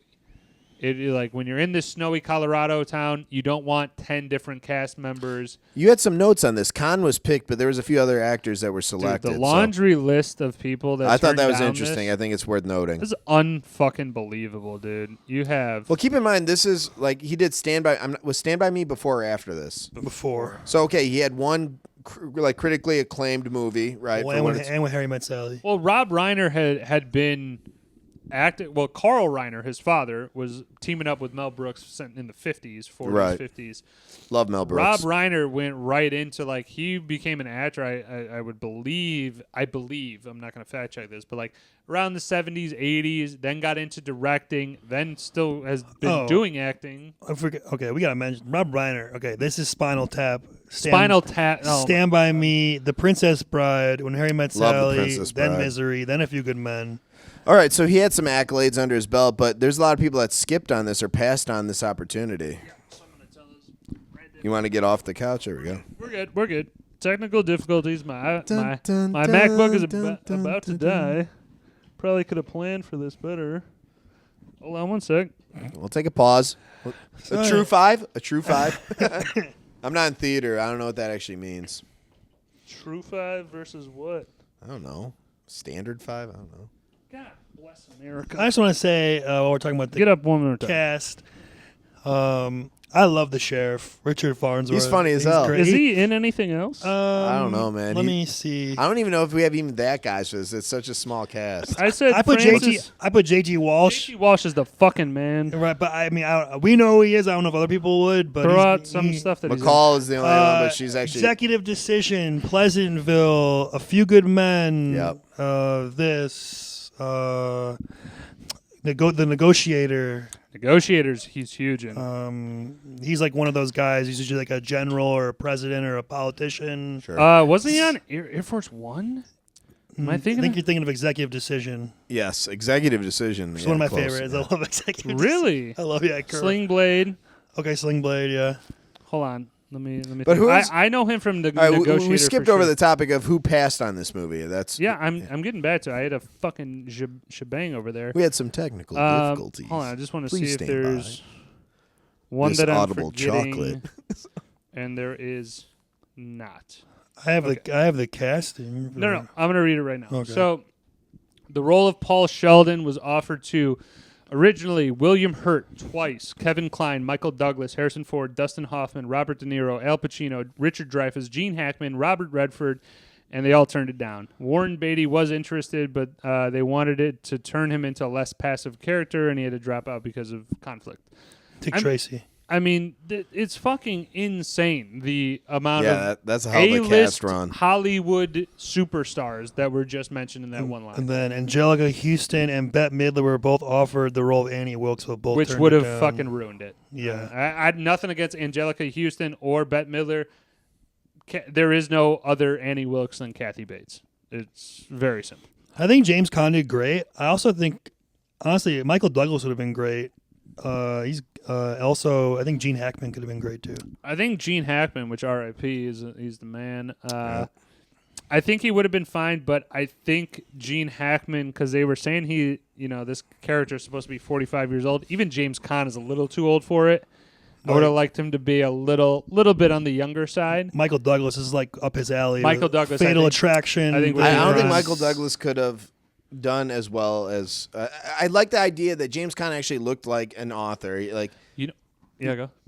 like I said, I think his characteristics and even just mannerisms could align better than a Michael Douglas trying to play the same role. I think Harrison Ford. I think he could. Harrison Ford could have done it. Yeah, He can definitely play a more intellectual guy like in Definitely could have, Indiana yeah. Jones Yeah, I think I can so, see too. that. for sure. So I'm good on Yeah. cast. Pacino would have been great too. I mean, again, was we too don't really young have at that that guy recasting. We had just kind of went over it, so we're good. Yeah. All right, soundtrack, real quick, flyby. just The opening one song, song, yeah. Shotgun by Shotgun. J.R. Walker and the All-Stars. I think it's fucking great. That's Junior. Oh, J.R. Walker? Junior Walker. Walker? Yeah. I don't listen to his music frequently, so Junior Walker. Sorry, bro. And the I'm All-Stars. sure he's dead. So, ominous tones throughout the movie. It's a horror movie. You knew that was coming. Pretty good. I mean, nothing special to write home about. And then they used Liberace songs at the ending, which I thought was funny. I mean, I don't know if anybody's, our audience knows Liberace at all, but realistically, like he's a probably 70s, 80s opera singer, classical music guy. Very flamboyant and Super gay, uber gay. yeah. But good on him. He made some good music for some people. I think Matt Damon played him in a movie. She has the line in the movie. She's like, "I'm gonna go play my Liberace records. I'm so excited," or whatever. What did she say? That was it. Yeah. So. That was the gist of it. I'm gonna go put on our Liberace. Good vinyl. segue into quotes. I like. It's real cool. Like when they put this type of stuff in the movie, is like he balls up a snowball first. One of the first scenes hits its tree dead center, and it's just like still got it. I just like that. Nice, I don't know why. It's no, just as like a guy, little, we've done that too. Just pack a snowball and try to hit something. It's like you can connect with the character. Like I would have done that shit too. I would have said the same thing. Would have hit it and be like, yeah, you know it. What else we got? Anybody else? Sure. I think, and I don't have the. You know what? I can't do quotes then. I just thought that I really can't. Sorry, no. But I wish I had the monologue from Kathy Bates where she says, "I know you don't have another copy. I know you didn't like that whole thing." Basically, I know that this is the only one in existence. When she confronts him with the, the story and how it ended. Well, she's a very hardcore stalker where she's like, I know your process. This manuscript is the only one. I know exactly what you do. You write it one time and you show it to this person. Like she even knew his ritual, like cigarette and like a bottle of Dom Perignon. So I was like, holy shit, like this girl's done her homework. Yeah, she's and she even has a shrine of like all of his books and shit in her house too. That was she is certifiably insane for sure. Sorry, that's not a good quote though. I'm sorry. I'm just saying let's yeah, you're right. Sorry, back on topic. This movie is just maybe more of like it's not really like monologue. They're great in it, but it's not something that you would like quote and be like right. Because you got to do it like justice with like it's the panning of the camera to her face and misery is alive. Misery is alive. Oh, this whole house is gonna be full of romance. Oh, I'm gonna put on my Liberace records. Yeah. There it is. She goes at one point. I forget the context, but she goes, "Oh, poo." So one says, "You lying cocksucker!" At the end when she's like fighting him. She goes, "What's that ceiling that Dago painted? The Sistine Chapel." Right. Misery and the Sistine Chapel. These are two of the greatest things in the world. Yeah, her hyping him up like, oh, you're brilliant. You know, everything you've done is just splendid and, you know. He didn't get out of the cock-a-doodie car.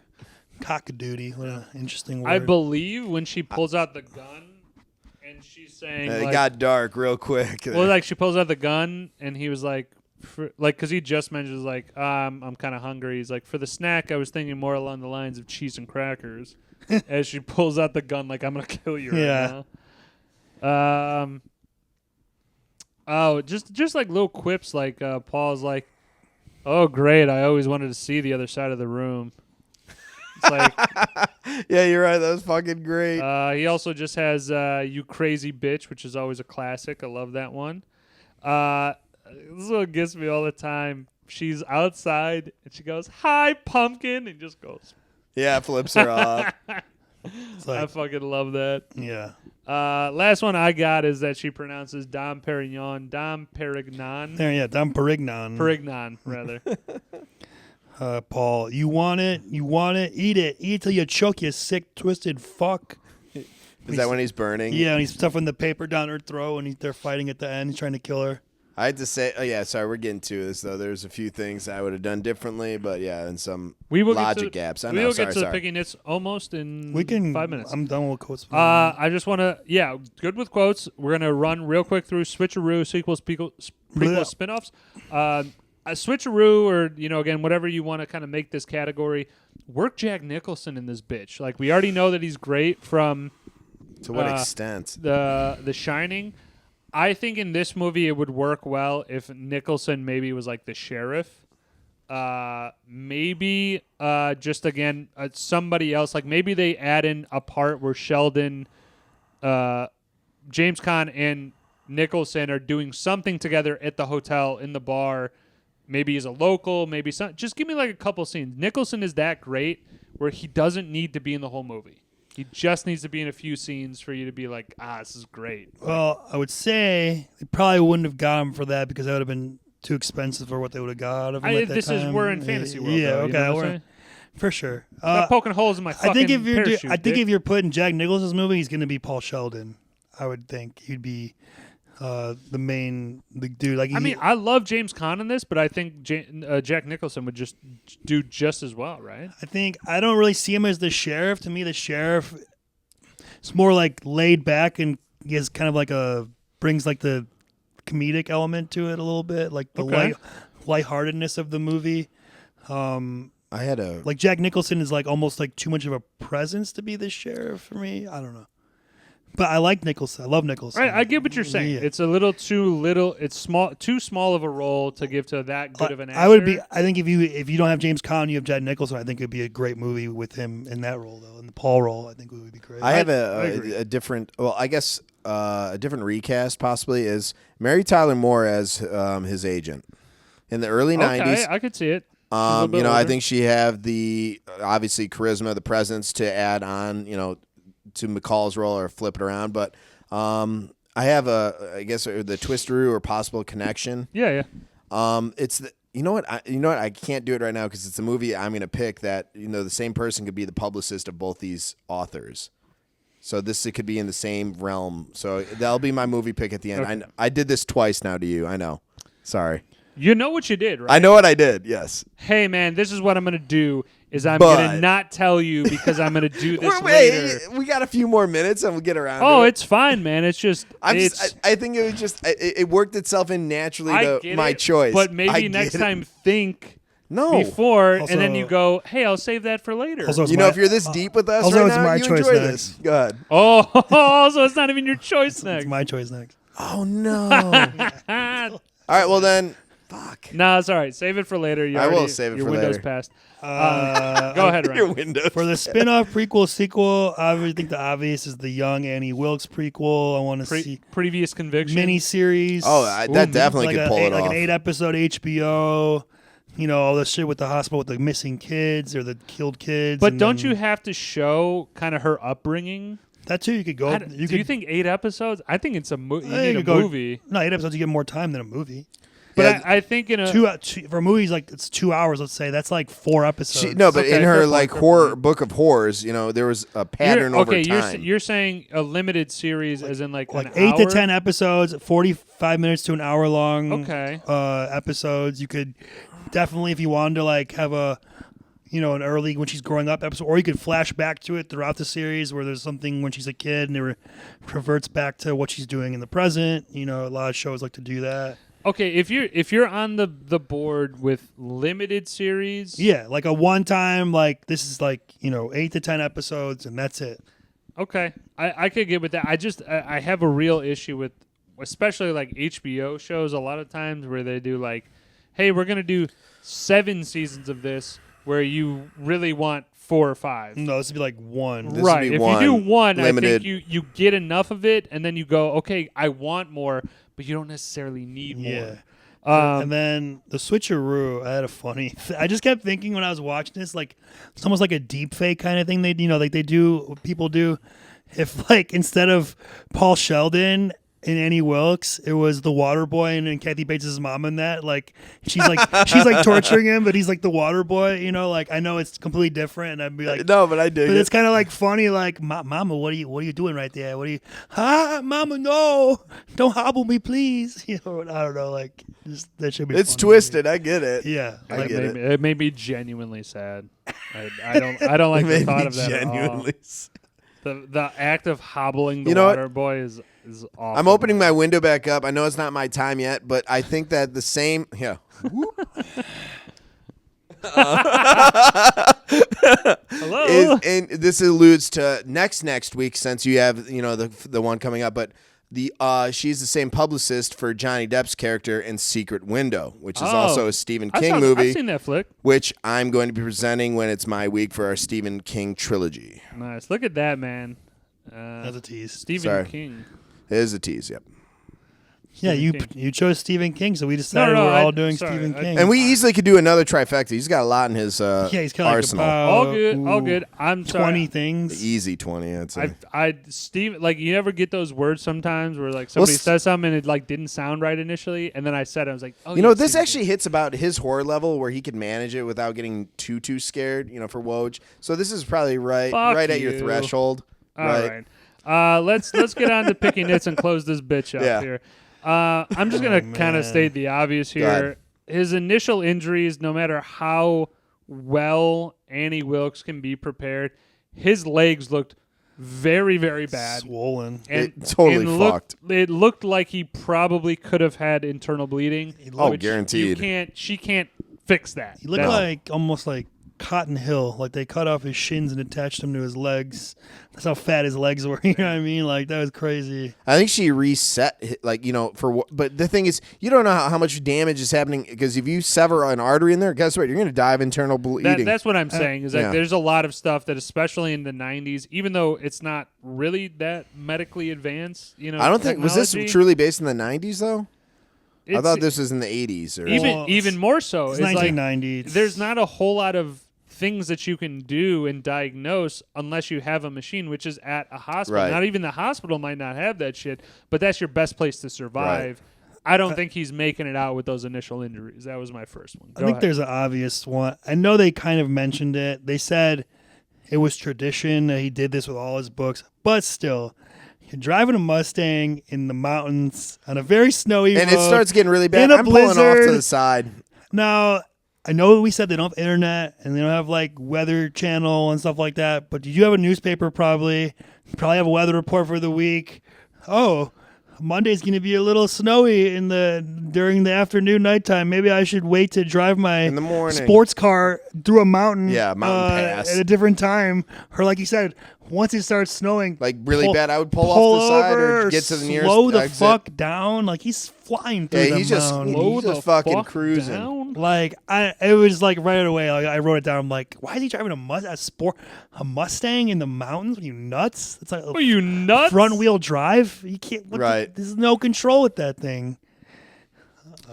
So my one thing is now it's not so much a picky nit, but the fact that he was missing, assumed dead, because there are bears, there are wolves. You're in the wilderness, so I could assume you didn't find. They found the car, but not his corpse. They didn't find the car until later. So like they just thought he a month or so vanished. and he's like, at this point he's probably dead. Yeah, I think like a few months have gone by. But I think that the canvassing of the neighborhood was pretty lax. Oh, I was gonna say I had a prolific author. I had that written down too. Like, so the sheriff flies the helicopter over her house. So he scammed the area. Yeah, but he knows that's a potential area. So I wrote, how does the sheriff not suspect Annie sooner, especially with her checkered past and her house's proximity to the car crash? Like, this is what two things put together. One alone, and that the door was jammed open, like they had outward facing, like metal crumpling. That doesn't happen when you're. Well, he noticed that, right? He noticed that this guy did not just up and walk out of his car, right? Somebody helped him, but the just general search for a guy who's written, award-winning books and thousands upon millions of copies. Yeah, there's like not really a big FBI search party. or someone else be helping out, some state trooper, like something. Yeah, I look at the realizing of the situation that you're in. I don't know, maybe this is just my mindset, but it's really simple of like, oh, I just woke up. Like that first day, you're probably like, I don't know where the fuck I am. Like this person's just like, I saved you. And you go, okay, that's cool.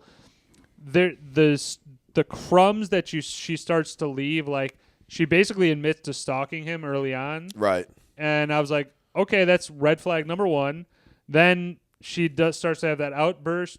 Red flag number two. Like, to me, I'm already, if I'm Paul, even though my legs are fucked, I'm still trying to plot then. Like, yes. I'm trying to get out of there. And I'm trying to, like, even push the envelope where maybe I'm just like, oh, you know what? I'm going to try and, get up and go around and do stuff like that. And then when she's trying to shut him down or something like that, then you're like, you have a confirmation that, like, yeah, she's trying to fucking keep you here.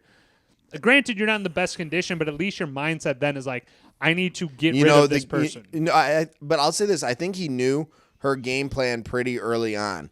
I think in the time lapse, what I grasped that it was easily at least a week and a half to 2 weeks, before he really started to do it. To get I'm talking within a couple days. Now, you might not be able to do a bunch because your shit's fucked up. But even still, okay, I'll say even still, like my legs are, it's incapacitated, right? I'd be like, grab me some plywood, put me up on a bench or something, put me in the back of your truck.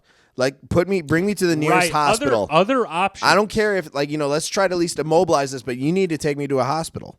Yeah, I would say, hey, to me, I'm also looking at my legs going my legs look like I'm going to lose them. Right. We need to go. We need to do this. And the moment she says no, I would be like... Exactly. Then yes, this and that is crazy. That kind of leads into, you had only one other apple to pick from a low-hanging fruit is, I wouldn't let her read my manuscript. I'd be like, you know what? You get me to the hospital, I'll give you, the first pass at my manuscript, and I'll take your notes. Well, I see what you're saying, but I think that was his only trading token. When he agreed to let her read it at the time, he wasn't suspicious of her yet. It was like, oh, she saved my life. I've been here for a few days. But me and Woj in the same mindset. Whatever. I'm in a different assessment even then. I also could look at it like, if I get a hold of something, I still got a left arm. She comes close enough, not suspecting stuff. You just pop quick her run with to the something. neck. Yeah. And then you try and figure out, I could hobble into a car and try and do something, put a wedge there to Right. get out. I just think my mindset of fight or flight is much more heightened than where he's at. But dude, that's the other thing is I think given the same circumstances, I'm not sure how much better I would fare. I would have a different approach, but I'm not certain I make it out alive, to be honest. He's buying his time. He's got to work out, that's get exactly, his strength up, get his strength make a foolproof plan, or at least a half foolproof plan, that something tangible. Because again, you're in the middle of nowhere. You're not from this area. You don't know where you are. Besides that one hotel you go to, you were in the mountains for who knows how long. You don't know how long you've been missing for. You can't walk. My picking it that I had was if he could. Sorry, this kind of transition. If he could pick the one lock of the door, why didn't he try picking the front door lock or the back door lock? Well, you don't need to pick the front door lock. Or whatever. The front door had multiples. Why didn't he unlock it from the ins? He couldn't unlock it from the inside. I didn't get that. He kind of tried at the one part with the front door. He kind of tried to. I think it was higher up though. He was higher up, he was on the ground. Yeah, right? And there's multiple. So he's like, "Can you get your ass a fucking stilt or a fucking?" Could you get a? I'm saying, get your ass up. You're on borrowed time. You only had a small window from A to B, so I get what he was trying to do. Well, he had a lot of time to get the door unlocked, which he was gone for an hour. Half hour at least. Okay. You could pick the front, you could pick the one room, but you can't pick the other locks to get out of the house. That's why I was kind of I don't know, or I gotcha. Or maybe like you guys said, maybe break a window, crawl out the window. I don't know, whatever. I don't know. I don't know how far you're going though. You could die outside from exposure. Yeah, that's the thing too. The elements are fucked. A lot of ways for him to die, but definitely it's a remote area. I put that the investigation by the sheriff, I go you can eventually get, Ryan made up a good point. This person has a checkered past, and you got the information from the quote from the book. No. Oh. The quote from the book is crazy, but let me get to the other part first. The store clerk is Annie is the biggest fan of him, and she buys paper and stuff like that, and that kind of gets you to get going there, at least. But he didn't ask that till a year later or whatever, 6 months so after the fact. And also then when you brought up the quote is in the book. He brings that and then goes to the library to see the newspaper clippings where she said that, and then she said that. I'm just saying. I would have brought some backup too if I was going to check something out. I don't think he has. We should. You would call in maybe another state trooper or something. Trooper, yeah. I'm not gonna lie, man. Hey, I'm gonna be investigating a possible suspect. I need you to be there. He need to get more cops in this town. He's the only cop in the entire town. And your deputy is your wife. Maybe there's only let's say 150 people in that town. Let's be honest. Can you make the general store guy a part-time deputy? You can deputize people. Yeah. I wouldn't have gone there solo, knowing that this woman. I would have been packing, son. I think there should have been one more scene of him going house to house in those areas, and including Annie's house, and being like, Right. hey, did you notice Go anything? there the first Knock on time. some doors. Go Yeah. there the Yeah. first time he notices something, then he comes right. back. And get a feel of Right. it. Like, oh, your like initial it's like a little interaction. something, but something not enough to make him completely suspicious, but also sticks in his mind later on where he's like, oh, yeah. And why the hell would reading his books give you an indication of where he is? There's totally irrelevant. There's oil and water. She has the joke about, she's like, well, is it a book about a car crash? Because in the snow, because you're not going to find Exactly. him I thought that was a funny comment because I'm Yeah. like, she's the only one talking sense. Yeah. Like, you could spend hours a day reading this bullshit novel, I and think you're not he going was to get trying anything to from do it. the get inside the mind Whatever. of the author. It's but an I think accident. it's Yeah, I bullshit when love- it's a romantic. I love the wife had it on the nose. Like, Yeah. there's. Yeah, last two here real quick. She shrugs off a typewriter to the head pretty quick. Well, And he does one of these. He does boom right on like a box. And I would confirm the kill. I would hack away until my arm, until I know her head's basically like 12 pieces, and I'm like, okay. I'm not. Yeah, I'm doing a swinging couple. for the You're doing a kill. couple insurance blows. And she fell Double tap. like fucking like $1 Million Baby style into the typewriter. Like, how is she not already dead? But No, but I'm with Woj. I'd confirm it. And then I don't really. If this is a small town, and as we kind of pointed out, like the sheriff doesn't have a whole lot of backup. Like he's not got no resources. he's got shot in the fucking arm. Like, granted, this is a good spot to get shot at. You're not gonna like die immediately. What if he goes 12 hours, 16 hours without them finding him? Like, I don't know if it's not clear that the sheriff is like, oh, I'm investigating Annie, tells his wife. That's very true. So even after he finally kills, what's her name in the actual movie? Annie. Like, Annie Wilkes, yeah. dude, I think you still have a lot of problems. You have a dead cop. I don't know if he told anyone where he's going to be. Yeah, we Unless don't you could- really see how he Unless gets you out could- of it. I think he'd have to army crawl to a car and maybe use some wood or something push down the gas pedal. I always assumed he crawled to the cop's car, used the radio. Yeah, and maybe use the radio like hey, help. That makes the most sheriff's sense. dead. I'm hurt. I would have liked. Honestly, That makes the most I think sense. that scene would have been so easy to do, and it just would have been like connecting the dots, because then they fast forward to him 18 months later. He's in. Well, that was like an add-on. That was like a reshoot. I like that. scene. Oh, I didn't too. know that. I'm pretty sure. Yeah, they like wanted to end it with that kind of. I like that. That's a good ambiguity. finish. No, in the restaurant. I'm your yeah. number one fan. Yeah, and he's like Yeah. the quick jump back. All right. The only other thing I just wanted to mention here, Castle Rock Entertainment was huge in the 90s. Oh, That's the production that's- company. Yeah, it's Yeah. Rob Reiner's production company. Yeah. So I mean, he A was Few Good Men. he There's was doing Seinfeld. so much shit. Seinfeld, is a yeah, huge that's the one one. I was thinking of. And what else was I going to say? Ryan, you mentioned this before. I don't remember if you confirmed that or not, but Sure. you said it's either it's like a TV movie or it was made as a TV movie. This way? Yeah, this movie. I thought this was like a theatrical release, like a normal. It was. Right. Okay. So that's what I thought, but it definitely has a TV movie feel in certain Well, sense. Like it could be like a play almost if you really want it to be. there's a lot of scenes where there's like a score of just like a clarinet and a flute, which is very indicative of TV movies, kind of like corny ass, like a little bit of stuff there. But overall, I mean, it's pretty great that it does feel like a TV movie, and it also feels like a real film at the same time. Obviously, won an Oscar. I'm good, yeah. tapped out. Let's do ratings. Bobby, I'll let you lead it off. I think this is definitely one. You'd have to be the right audience. I'd say stream it. I wouldn't own it outright. Stephen King has probably 40 plus in the card shuffle that is films based on his books. This is definitely one I would stream, but make sure you do it in its original format. And I give this an 8.8. I think it's a great movie. I think there's obviously room for improvement, but the suspense, the foreboding, I think it's bar none. So, that's mine. Right? Nice. I don't think it's an own. I do own it. As I said before, I think this is one of his better adapted works. I would say of all of them, that if you had to make a list of what Stephen King movies or material that people made should you watch, I definitely think this would be near the top of the list. I'm going to go 8.7. And I love this movie. I think it's really great. Kathy Bates has a she knocks it out of the park. unbelievable performance, and James Caan, and they kind of have to carry the movie, obviously. So, they do.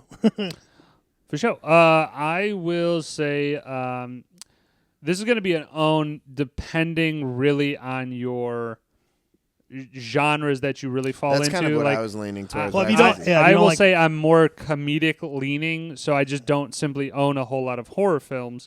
We but know. I fuck you. But I will say though that there are some horror movies that you go, you have to own this. I'm gonna go into this camp of like this is such an iconic movie that I feel like you should really own this. I don't own it, but again, I think it's one of those ones that I could see myself owning. I take that back. I fucking take it back. Aaron has it. I actually own this. I Aaron actually own has this it. now. I actually own this now. I bought it discounted on Amazon, yeah. and that's the way that I had a gift card, so I was like, oh, All cool, right. I'll pay Nice. $6 to own it. So I now own Misery, which I think that you should. I have the Blu-ray copy. It was pretty sweet. It's got like a cover that comes off, but I left it on, and it's the typewriter with the hobbled foot. Oh, that's shit. and a cool. sledgehammer. Nice. Hold on, send a picture. We'll add this Okay, into the yeah, pod sure. because I think that's crazy. Awesome. My rating is going to land at an 8-9. All right, we're all right there. Yeah, I think This is the closest mix. Yeah, I think it's a good flick that when you see it, you'll know that again this is a very greatly done movie, and that's why I give it my stamp Well-versed, of yeah. 8.9. It's very tense. Tension. I love is the it, key yeah. word throughout the whole movie. Absolutely. All right, so who has the next pick? I do. So we originally weren't planning on doing Stephen King, but Kind of naturally. Bobby kind of brought up in the text chain, I'm going to do a Stephen King movie. So I was like, well, Let's if you're roll going tide, to do yeah. it, I'm just going to do it as well. One in Rome. So we're making this Stephen King Yes, please go on. month. So I'm going to do It from 2017, the chapter 1 or whatever. Okay. Going with it. Okay. That is my choice. Which must mention, not the original. Not the Now Tim the Curry Tim Curry one. I do version. like the Tim Curry one, will- but that was a made-for-TV We're movie. gonna pepper in some stuff with that's maybe what you were mentioning was Yeah, it, that was. But not- we'll at least acknowledge what has come before We're it. just doing part 1, not part 2. Just But do they part one. they do go hand in hand. Obviously, if you are gonna watch 1, watch 2. I got you. But yeah, I'm just doing part 1. All right, so it part 1 2017. album review is again Chance the Rapper Acid Rap. If we haven't done it, which I believe I don't we think haven't, have, no. backup No, yeah, is we're good. Mac Miller Kids. Yeah. Journeymen Lounge Podcast. We appreciate Rise you. again. Yeah. We will be back at it again. More NCAA stuff coming. Just as again it progresses on. We might, I don't know, I'm teasing this. Nobody's watching this shit anyway. Maybe going to an MLS game. Maybe really diversifying our liking of. Yeah. Being the sole athlete among you three, it really, We also, as Bobby has just reminded me, we're doing a 3-point contest in which Bobby will go 1 for 10. I'd give you and more. I'd we take the will over. Laugh our fucking balls off when he does that. But again, Journeyman Lounge Pod. This shit is awesome. Yeah. Thank you, Adam. You're awesome. How about people subscribe more and don't unsubscribe? Take care. Please subscribe.